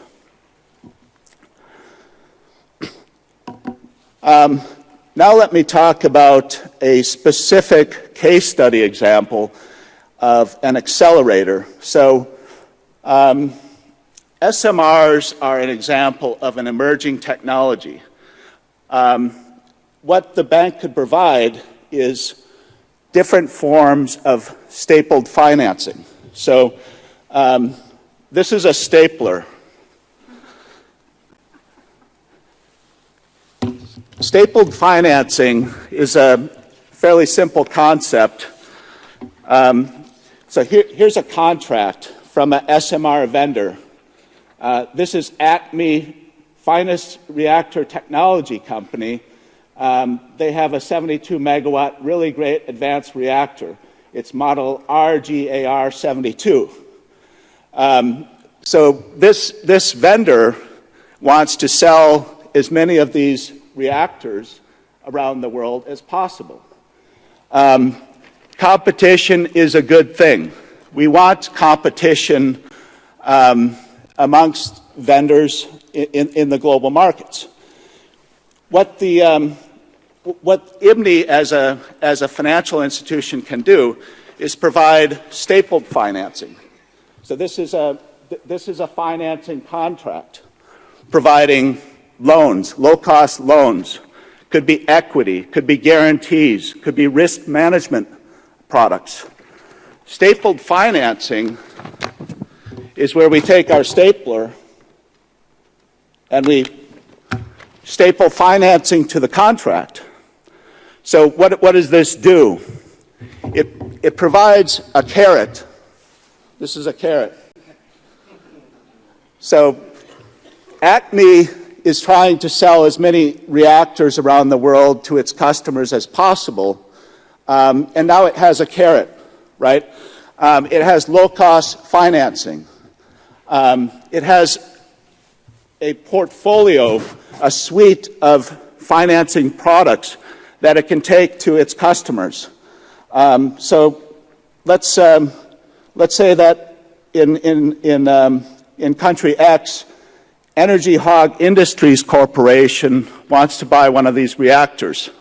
What ACME can do is provide these types of financing products to that customer to mitigate their concerns. So the idea is here we have low-cost financing, we have equity, we have risk management products. So one of the impediments that we're seeing in the market, not only in embarking countries, but in mature markets like the United States, in the particular case of investor-owned utilities, we have customers, we have latent demand from customers who are sitting on the sidelines waiting for somebody else to go first. What this bank can do is provide the tools necessary to accelerate that demand. So we call this supply-side demand aggregation. It's enabling ACME to go to all of its prospective customers around the world and say, here are some specific products, programs, services that will enable you to enter into an order today rather than waiting for somebody else to go first. This is the problem that we're seeing in the market, and we need to catalyze this early demand. We have to make we essentially need to reverse the trend of a race to go last to a race to go first. We need to aggregate this demand by providing the tools and the mitigation necessary for customers to enter into orders today in the early term rather than waiting for somebody else to go first. So in conclusion on this slide, there's a carrot and a stick concept. So the carrot is the incentive to go first, and the stick is if you don't perform, if you don't get better and better as ACME reactor technologies, this stick is going to get bigger and bigger, and more risk is going to be borne by the supplier over time. So that, I think I'm out of time for my presentation. So I just wanted to conclude by saying that this blueprint for the bank is really multidimensional. Yes, it includes low-cost financing, but driving down the cost of financing is only part of the story. We need many more tools, and we need to utilize proven multilateral models to fill the gaps between where government programs leave off and where the global financial markets are going to come into the space. So this bank is designed to accelerate the deployment of SMRs, in particular nuclear technologies, globally at a very fast pace necessary to achieve global objectives. Thank you.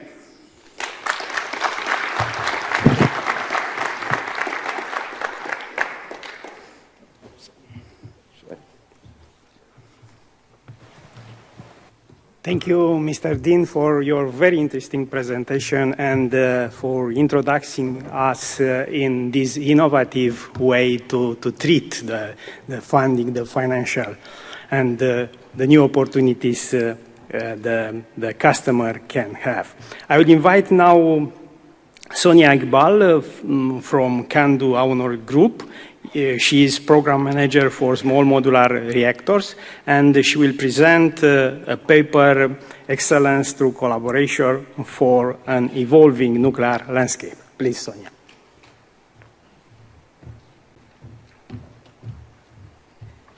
Okay, good morning, everyone. As Marion mentioned, my name is Sonia Iqbal, and I'm the Program Manager for the SMR program at CANDU Owners Group, also known as COG. And today I'm going to speak to you about how COG is supporting its members as they look to advance new reactor technologies within Canada and to achieve excellence in doing so. So before we get started, just a brief introduction about CANDU Owners Group. So we're a private non-profit corporation funded voluntarily by members, supplier participants, and program participants in 6 countries worldwide to achieve excellence through collaboration in CANDU and advanced reactor technologies in order to achieve the world's goals for clean, abundant energy. We were established in 1984, and we facilitate research and development, joint projects, information exchange, learning and development, as well as facilitate collaboration in the areas of nuclear safety and environmental affairs. If I were to sum it up in 2 words, we're essentially a collaboration hub supporting the Canadian nuclear industry. Through our collaboration model, COG has been helping the Canadian nuclear industry achieve excellence for the last 40 years.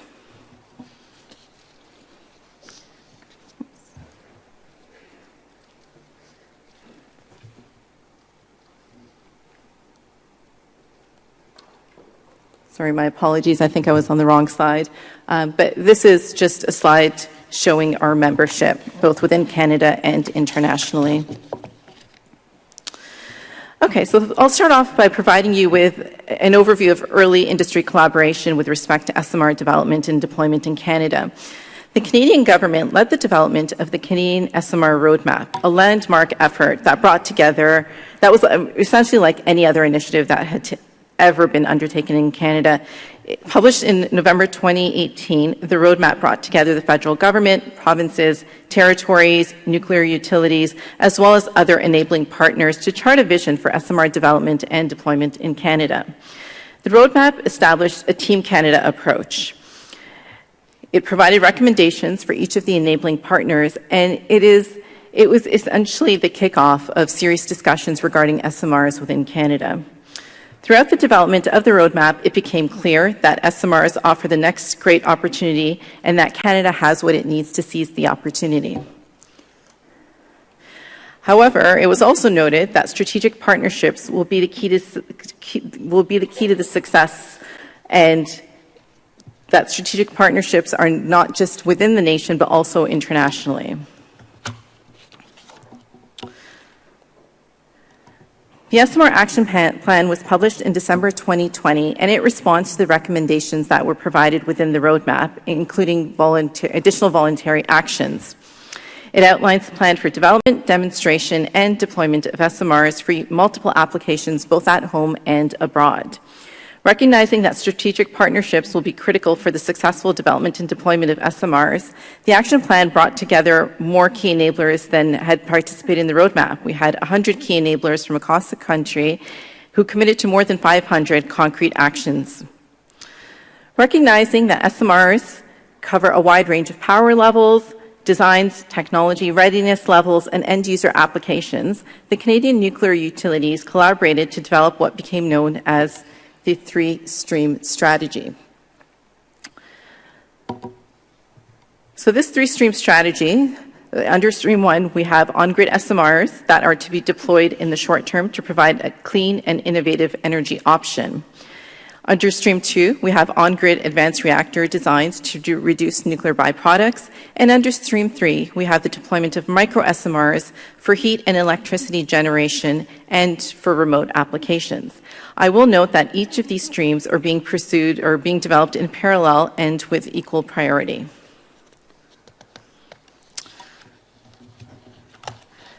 Okay, so now I'll just touch upon the Canadian nuclear landscape. Traditionally, we've always been known as CANDU country because the only nuclear reactors that we have, at least commercial operating reactors, are of the CANDU type. Okay. Since the publication of the SMR Roadmap and SMR Action Plan, Canada is committed to achieving net zero emissions by 2050 and net zero emissions within the electricity sector by 2035. More recently, during COP28, Canada was one of the signatories of the declaration to triple nuclear energy by 2050. So that pledge within Canada translates to an increase of approximately 24 gigawatts electric from the capacity in 2020. It's expected that both large nuclear power plants and SMRs and advanced reactors will be a part of the energy mix to get to our net zero goals. With respect to large nuclear power plants, we are considering developing large nuclear. We're not sure what sort of technologies will be chosen. They may or may not be CANDU.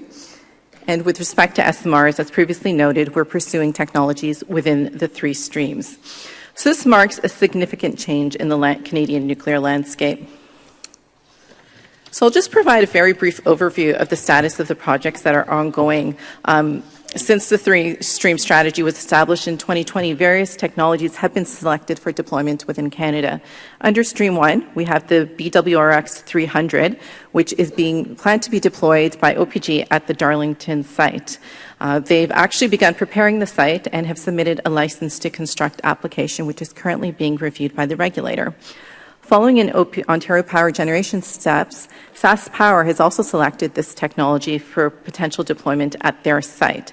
So this is, it just goes to show, we always talk about how SMRs are, or we talk about the advantages of SMRs, and really in terms of economic efficiencies, we're looking at a fleet approach to achieve the economic efficiencies. So it's great to see SAS Power following in Ontario Power Generation steps, and not just to achieve economic efficiencies, but also to leverage lessons learned. Under Stream 2, we have New Brunswick Power that is looking to deploy the ARC 100 reactor, as well as the Moltex stable salt reactor and waste burner facility at their site. And under Stream 3, we have Global First Power, who's looking to deploy the USNC micro-modular reactor at the Chalk River site. They've actually begun submitting some documentation in support of a license to prepare site application. And the Saskatchewan Research Council, the nuclear division, is looking to deploy a demonstration Westinghouse eVinci microreactor at their site. Okay, so now I'll provide an overview of our SMR program. So in 2018, I should back up a little. Our name, as it indicates, is CANDU Owners Group. So I get asked quite frequently, what are you folks doing in the SMR space? And in 2018, our mandate was actually expanded to include advanced technologies, demonstrating that the COG collaboration model is beneficial to non-CANDU technologies. As our members began to look at developing and deploying advanced reactor technologies, we established our SMR program in 2018. Our program consists of our Small and Medium-Sized Reactor Technology Forum, our SMRTF, as well as our SMR Vendor Participant Program, our SMR VPP. Building upon the Team Canada approach that was used in the development of the SMR roadmap and using the COG collaboration model that has been used to achieve CANDU excellence for the last 4 decades, these groups were created to drive a pan-Canadian approach to accelerate the development of SMRs within Canada. An integrated and collaborative approach brings advantages by de-risking plans for all partners. The program also allows members to share experiences and lessons learned, especially during the early stages of regulatory and public engagement, and with respect to first-of-a-kind deployments of novel technologies in Canada. Having members from various regions and organizations is beneficial to get diverse perspectives and also to allow for the sharing of experiences, particularly with those that are from regions that are new to nuclear. So I'll just skip forward to the next slide. This slide shows the membership of our SMRTF. You'll notice that it includes the current Canadian nuclear utilities as well as embarking nuclear utilities such as SAS Power and SRC Nuclear, and a number of observer participants who are key stakeholders within the industry. Our SMR vendor participant program consists of the vendors noted on this slide, and the criteria for membership in our vendor participant program is that these vendors should either be undergoing the CNSC vendor design review, which is a type of pre-licensing review, or have some sort of agreement with one of the Canadian nuclear utilities.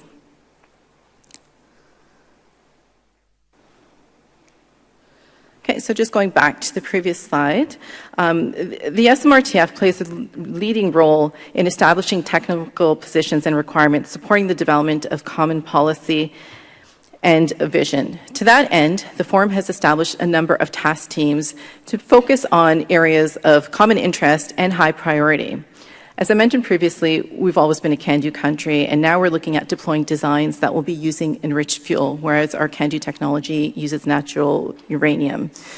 As a result, we've established a task team to focus on fuel supply and security, specifically with respect to enrichment and also taking a look at reprocessing.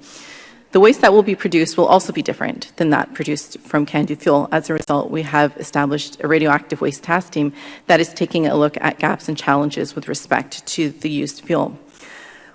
Also, currently, the SMR security task team is not active, but they were active a few years ago and provided recommendations for updating the security regulations. Similarly, our nuclear liability task team also provided some recommendations for updating nuclear liability limits within Canada to address small reactor technologies.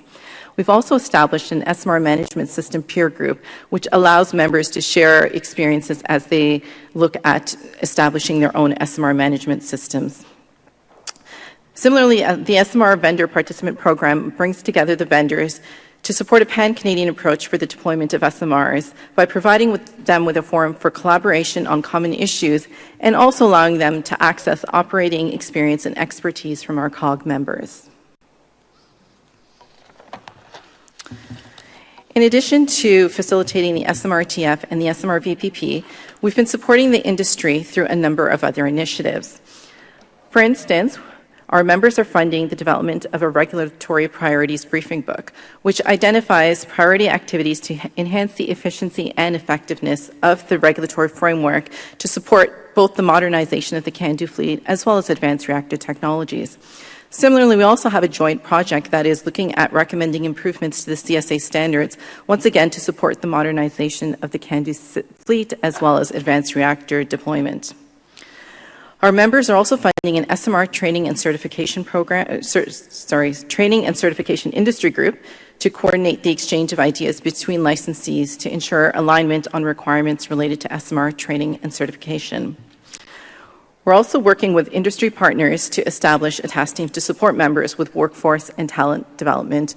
We've heard many times throughout the course of the conference that developing a workforce is an issue in embarking countries, but it's also an issue in a country like Canada where we do have a nuclear workforce, but it's not built to support the capacity that we're looking at building out. Additionally, we also participate in a number of other external Canadian initiatives and international initiatives noted on the slide.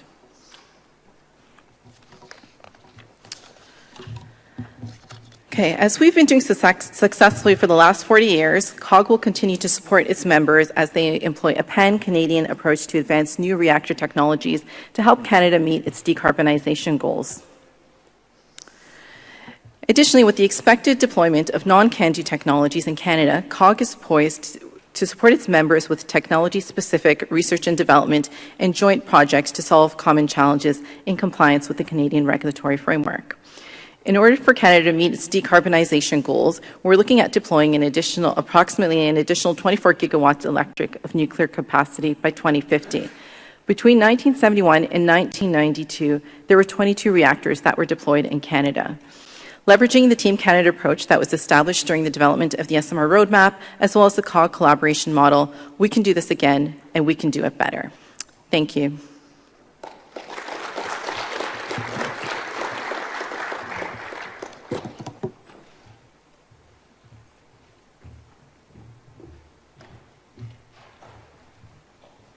Thank you, Sonia, for this presentation and about the advancement in COG effort to decarbonize the energy system in Canada and probably in other country members of the COG. I will invite now the next presenter, Mrs. Katarzyna Kalend from Orlen Synthos Green Energy. She will present a paper in relation with the building organizational and human capacity. Please, Katarzyna.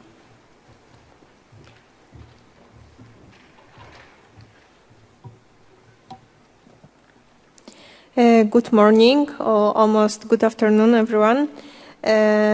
I work as a training program manager in capacity building and training team, and I was to present my company's plans for building human and organization capacity in our nuclear power program. A short introduction. Polish companies Synthos Green Energy and PKN Orlen established a joint venture company, Orlen Synthos Green Energy, shortly OSGE. OSGE's primary goal will be to prepare and commercialize the technology of small modular reactors, particularly the BWRX 300 from GE Hitachi Nuclear Energy in Poland and Europe. Our vision is green energy wall and mission a leading role in deploying a fleet of SMRs and efficient transition of energy generation from coal to nuclear.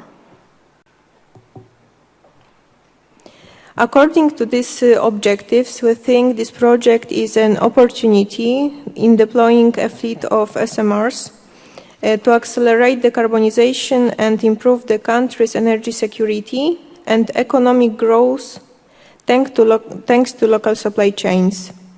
As we can see, Poland's energy mix is based mainly on hard coal and lignite. Medium-sized coal-fired units dominate the Polish energy system.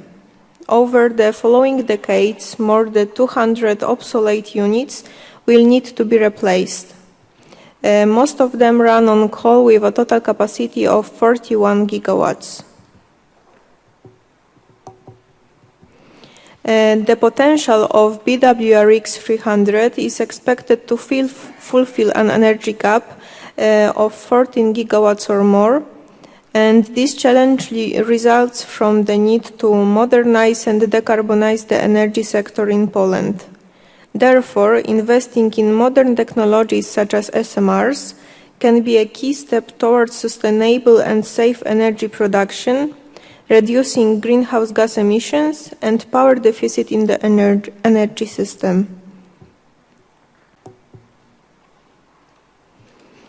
A successful implementation of SMR fleet requires an adequately trained and qualified workforce to operate the nuclear power plants. Unfortunately, Poland currently lacks of this personnel with the specialized skills needed for this task. So therefore, it is necessary to start training specialists as soon as possible to ensure a skilled workforce ready to operate SMRs safely. And nuclear safety is the overreaching goal of all projects and processes. In the context of capacity building, this is particularly important, mainly because of building a safety culture within organizations. For that reason, capacity building is highly important and crucial in nuclear projects because it ensures nuclear facilities' safe and secure operation. According to the IAEA's guide, the term capacity refers to an organization or individual with the competence and capability needed to achieve their desired goal. Building capacity for nuclear power, raising awareness and targeting multiple audiences can promote an understanding of the importance of developing the nuclear industry. Workforce and knowledge management support the development, recruitment and retention of personnel with the necessary competences. According to Roadmap to Operation Readiness, knowing when to provide high-quality operation capability and capacity is critical to fulfilling OSGE's obligations during the operation readiness process. To achieve the goals and fulfill the requirements which are specified in this roadmap, the systematic approach to training is being implemented. Without an adequately utilized SAT process, there is a risk of missing essential training elements. I believe most of us have heard about this methodology, so let me move on. The challenges newcomer countries face in the nuclear industry concern various areas, in example, legal regulations and cooperation with the regulator, new technologies financing qualified human resources, including competitiveness for trained personnel, and many others. Development, construction, and pre-operation testing of nuclear power plants requires significant capital, and finding investors willing to support such projects can be difficult. To overcome these challenges, governments and industry stakeholders must work together to find innovative financing solutions and ensure the success of their nuclear power programs. Implementing nuclear programs, especially innovative ones like OSGEs, requires trained personnel with specialized knowledge and skills, and provide these qualified personnel is one of the most significant challenges facing emerging countries. OSGE's program is distinguished by its fleet call to nuclear approach, where numerous multi-unit nuclear power plants are built in a staggered manner and operated simultaneously. However, there will also be an opportunity for vocational education or retraining called nuclearization program for the existing employees of obsolete coal-fired power plants. The possibility of using staff currently working in coal-fired power plants in nuclear power plants will significantly facilitate the process of recruiting and training the required workforce. At the same time, it will provide many new jobs for the employees of the coal-based energy sector.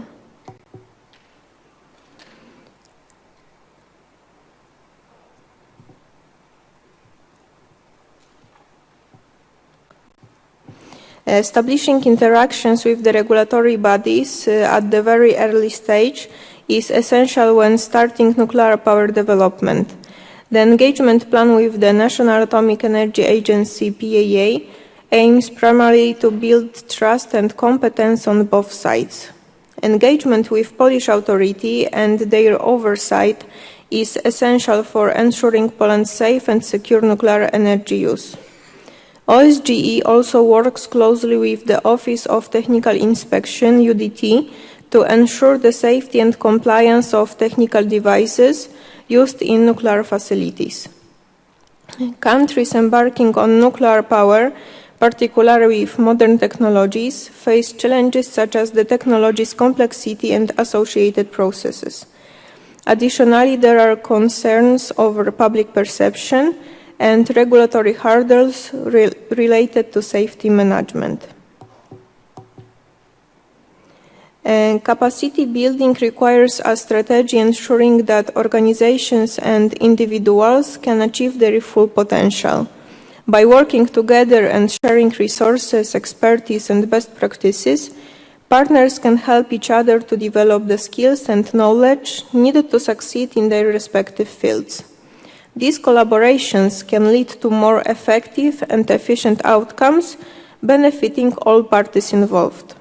International cooperation can accelerate technological progress and bring innovative solutions to the market. OSGE can achieve the set goals thanks to close cooperation with the mentioned partners from Canada, USA, and many others. It is worth mentioning about joining OSGE to ANO last month as a membership of Category 5.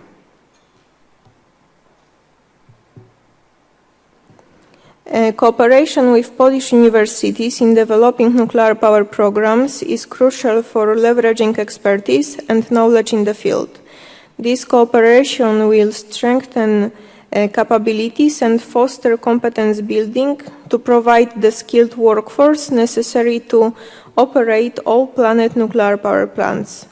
The next initiative, signing of net zero at COP28 in UAE, demonstrates global cooperation and a shared commitment to addressing the urgent issue of climate change. Cooperation with the IAEA is essential for ensuring the technology's safe and peaceful use worldwide. By working with the IAEA, countries can strengthen their nuclear safety measures, enhance their security protocols, and ensure compliance with international nuclear safeguards. Through cooperation with the IAEA, member states can benefit from access to technical expertise, training opportunities, and shared resources to help advance their nuclear energy programs. OSG also draws on these resources and participates in various specific and valuable training courses conducted by the IAEA. Technical training is critical for achieving satisfactory operation performance of the reactor staff. In addition, the training system must comply with regulatory requirements and external assessment. In OSG's plans, we have project of the European Centre for the Development and Training in Nuclear Energy that will address the urgent need for training nuclear energy personnel, but not only. Currently, OSG employees participate in training conducted by the GE Hitachi Training Center in San Jose in US as a part of the BWRX 300 Executive Training Seminar. Thank you for your attention.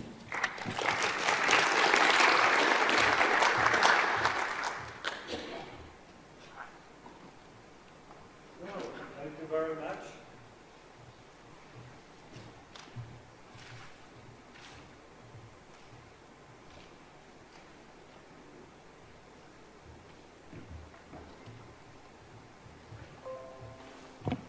So, we are back with Marine.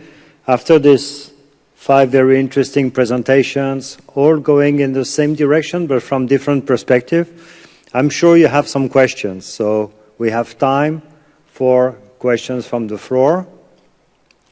And while I'm waiting for hands to raise, I would like to thank our presenters who were very excellent during this session. And we are inviting the presenters to be here to join us. Join us.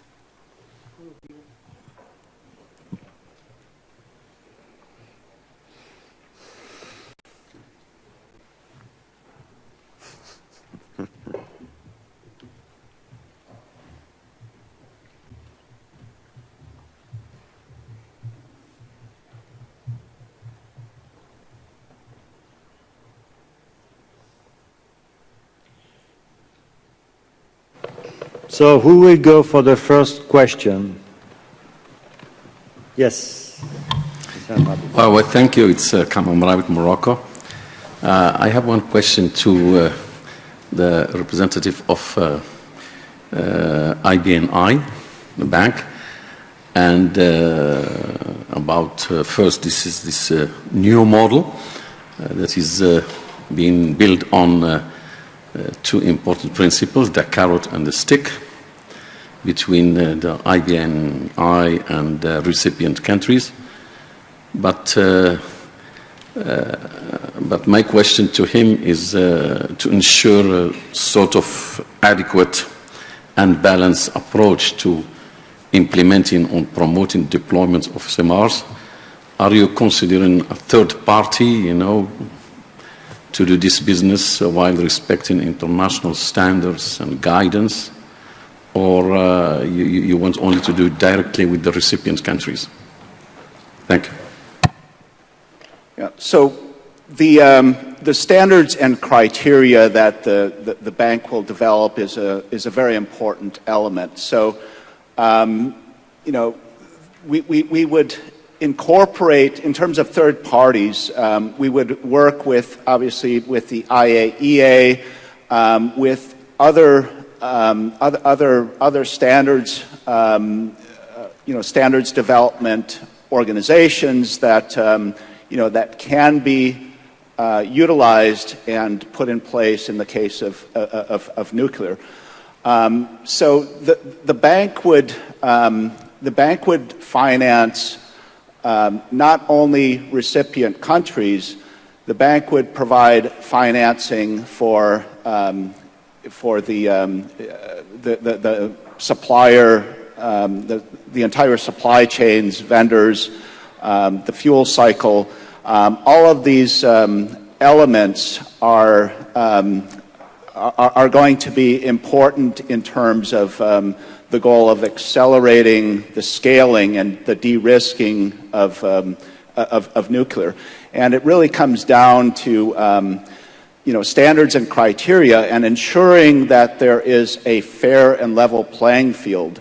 So I think this is very important as to how we design the approval process for financing to ensure that that both recipient countries, their stakeholders, have fair access to all of the programs, to low-cost financing, and all of the other elements that the bank would provide. So it would be difficult to do that under the current structures that we see at the World Bank and other organizations where perhaps a dominant shareholder can make individual decisions on projects and programs that get financed. So I think we need to remove that process from the equation, and we think through a supermajority vote of the shareholders,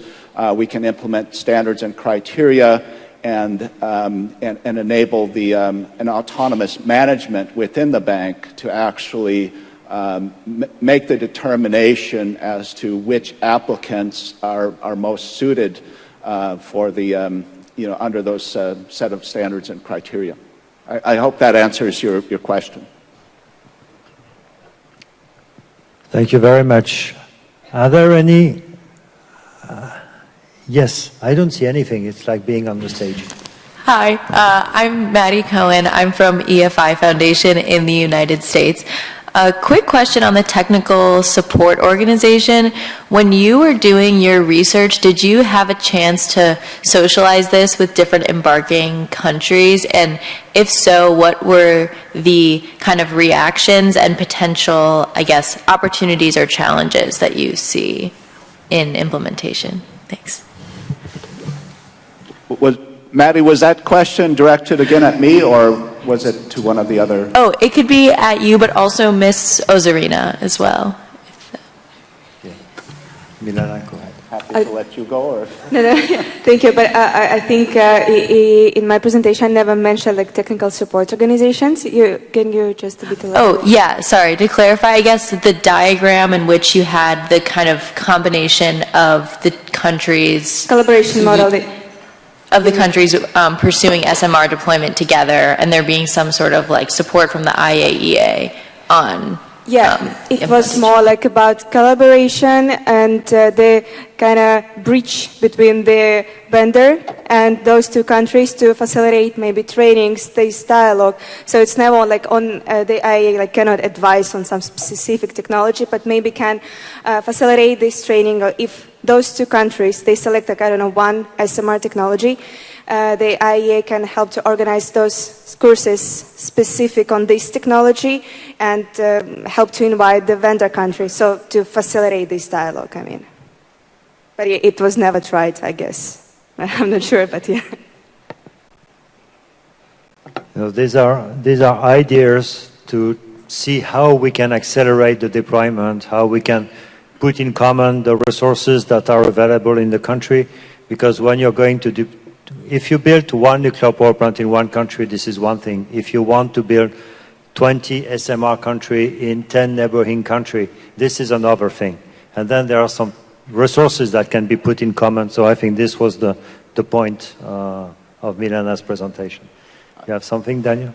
I could further add to that. Maddie, I'm familiar with your nuclear scaling initiative as well, and the ITSO concept. So one of the things that the bank would do is provide, funding and administration of specific skills pools, a TSO, a regional TSO, a international TSO, a national TSO, could be one of those examples of a skills pool, of a resource pool. And the objective of the bank in this area would be to make these resources available to all of the member states, all the member countries that need access, because what we want to prevent is a bottleneck in terms of the human resources, the human capital available, for all of the countries to beneficiate from that are pursuing these programs. So we think that that's one of the sort of non-financial elements that this bank could provide, and a lot of the existing multilaterals are providing, similar forms of, non-financial support in other areas other than nuclear. Thank you. There is another question. Petteri? Thank you, Eric. Petteri Tiipponen from Stuk, Finland.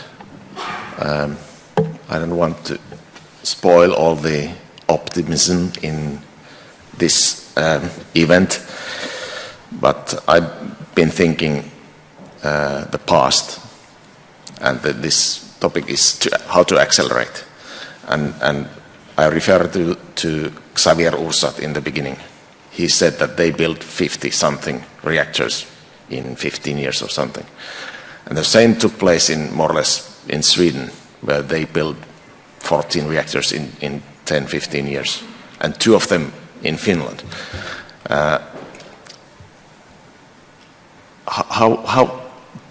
Do we want to learn how that went? How was it successful back then? How successful it was, and what should we learn? What is different now compared to the past? So more or less this acceleration has been done in the past. This one part of my question. The other part is the more recent experience in Finland, in France, in China, in UK, in many other countries that have been building reactors, and we have been regulating that construction and licensing. And as we know, none of them, at least there are not that many that have gone in the budget, in the cost, in the quality on the onset or from the beginning. So do you think that we are using this knowledge from the past and the recent past enough to accelerate the construction that will probably start, to make it as good as it can be done, knowing that it will be difficult? Trust me, it will be difficult, even though what we do. But we should learn from the past. So any thoughts on whether we are using the past experience to the extent that we can? Thank you. So, yes, Sonia? I can start. I think in Canada, as I mentioned previously, we also built a significant number of reactors in about a 20-year period. More recently, we've completed some refurbishment projects, and quite honestly, the first project, it was a bumpy road. But there were lessons learned from that were shared with other utilities and were implemented in their programs. And I can see some of those being implemented in, for instance, our BWRX 300 project at Darlington.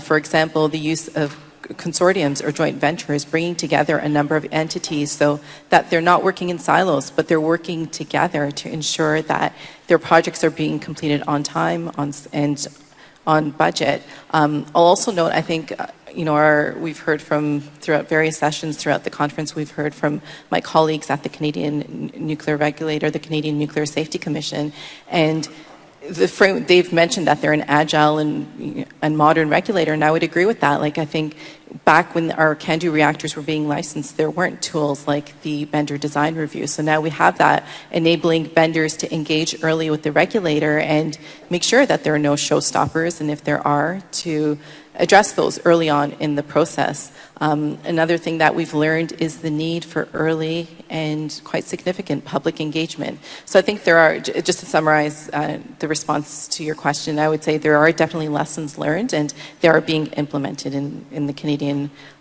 nuclear sector. Okay, thank you, Sonia. Yulia, you want to add something to the Petteri question? Yes, thank you for the question. Just to mention that the first Russian-Finnish cooperation project was the Loviisa NPP, through which the Russian nuclear branch has learned a lot, and this enormous experience was later also integrated in the consequent project in Russia and in the foreign projects. As now in Russia there is one of the hereditary of the Chernobyl disaster was established a technical support organization for the operation, the institute which accumulates the experience of operation and provides the feedback back to the designing stage. And all these are part of the knowledge management system, which is should be in each branch in the embarking countries, should be established from the early days. And the last thing I'd like to mention is that the supply chain, which is also the quite an issue for all the projects of the NPPO of SMRs. And in Russia, the SMRs which are now promoted enjoys the supply chain which was established already for the marine nuclear facilities purposes. So all these branches are to be coordinated through the knowledge management system in the branch, and we also support our partners and advise them from the early day to do this, as well as instructed in the IAEA guidelines. And actually, it's part of the Nuclear Safety Convention to utilize the experience and the feedbacks, right? So everybody should perfectly do it for sure. Yes, thank you. And we have another question. Yes. Yes, I'm Festus Brukwansa. I work with the Ghana Atomic Energy Commission as financial analyst. My question is directed to Mr. Daniel Dean. So the model that you present with IBNI, I think is very innovative and one that will help fix the issues with financing nuclear power. But in terms of multilateral financing, there are issues that a lot of developing countries face. So on one hand, developing countries are seeking to pursue industrialization, get electricity going, pursue economic growth on one side. On the other hand, there is always a strategic priority to also minimize debt or not plunge into debt distress. So my question is, with the IBNI model, is there any mechanism to ensure that financing is being provided to scale up nuclear and at the same time minimize the debt structure of developing countries, for instance? Thank you. Yes, great question, Festus. Thank you. Yes, I mean, the idea of sustainable financing is part of the planning equation. We don't want situations where embarking countries, developing countries, are straddled with with unsustainable debt loads. So part of the objective, particularly for industrializing countries, is to crowd in market capital, getting international investment in your country going much sooner than would otherwise be the case. So de-risking not only your energy sector, but your entire economic sector, your industrial base, and enabling foreign investment, international investment to come in and diversifying industry and creating situations that are sustainable and not putting the country in a debt-ridden situation. So that's that would be all part of the program, so to speak. Thank you. Okay, thank you, Daniel. I want to say, as a conclusion, some words. We discussed in this session about the need to accelerate. Because the first conclusion is, can we accelerate the implementation of the SMR? I think all of you agreeing we need this acceleration. Because SMR are very important not only for the nuclear field. SMR are very important for the energy sector. We cannot decarbonize in short time without SMRs.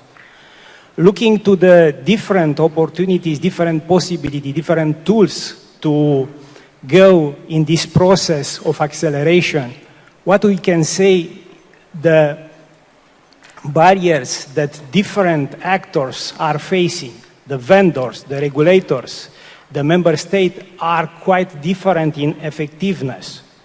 They are perceived in a different way. But what we can do is to cooperate more. And this is the role of the agency, and this discussion was important, a starting discussion about how we can accelerate.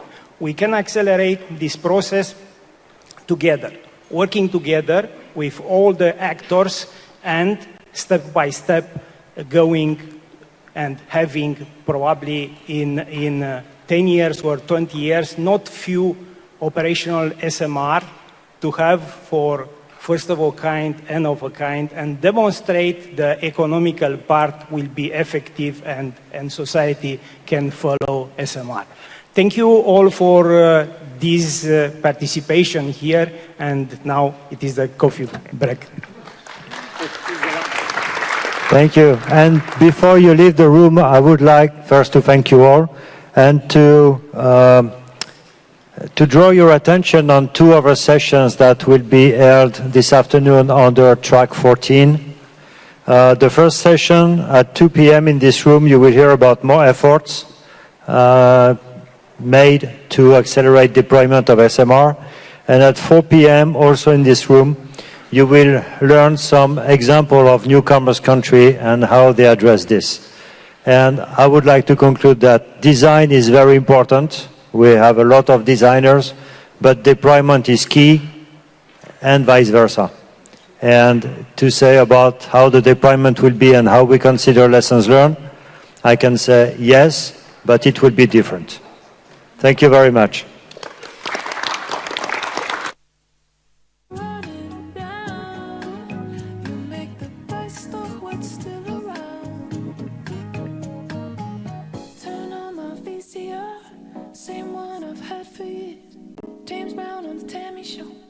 Same tape I've had for years.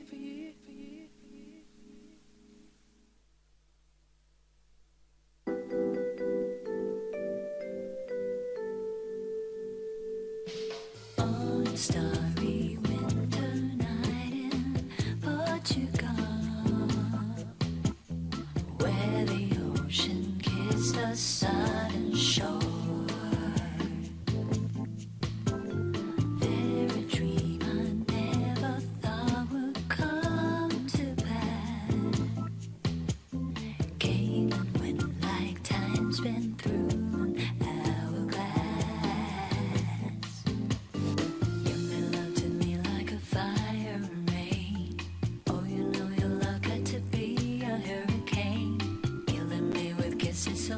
Softly, you may love forever, baby. You may love forever. Oh, I ain't gonna let you go that easy. You got to say you love me too. I ain't gonna let you go that easy. I'm gonna give it all to you. Portuguese in love. Say it to me, say it to me, say it to me, babe. Portuguese in love. Say it to me, say it to me, say it to me, babe. Portuguese love. Harbor nights we made love till the morning star. Then you crooned a song to me on your guitar. So familiar, calling soft my name. Sunlight dancing slowly through love's window pane. You made love to me like a sugar and spice. Hush my broken heart, this must be paradise. Killing me with kisses so tender.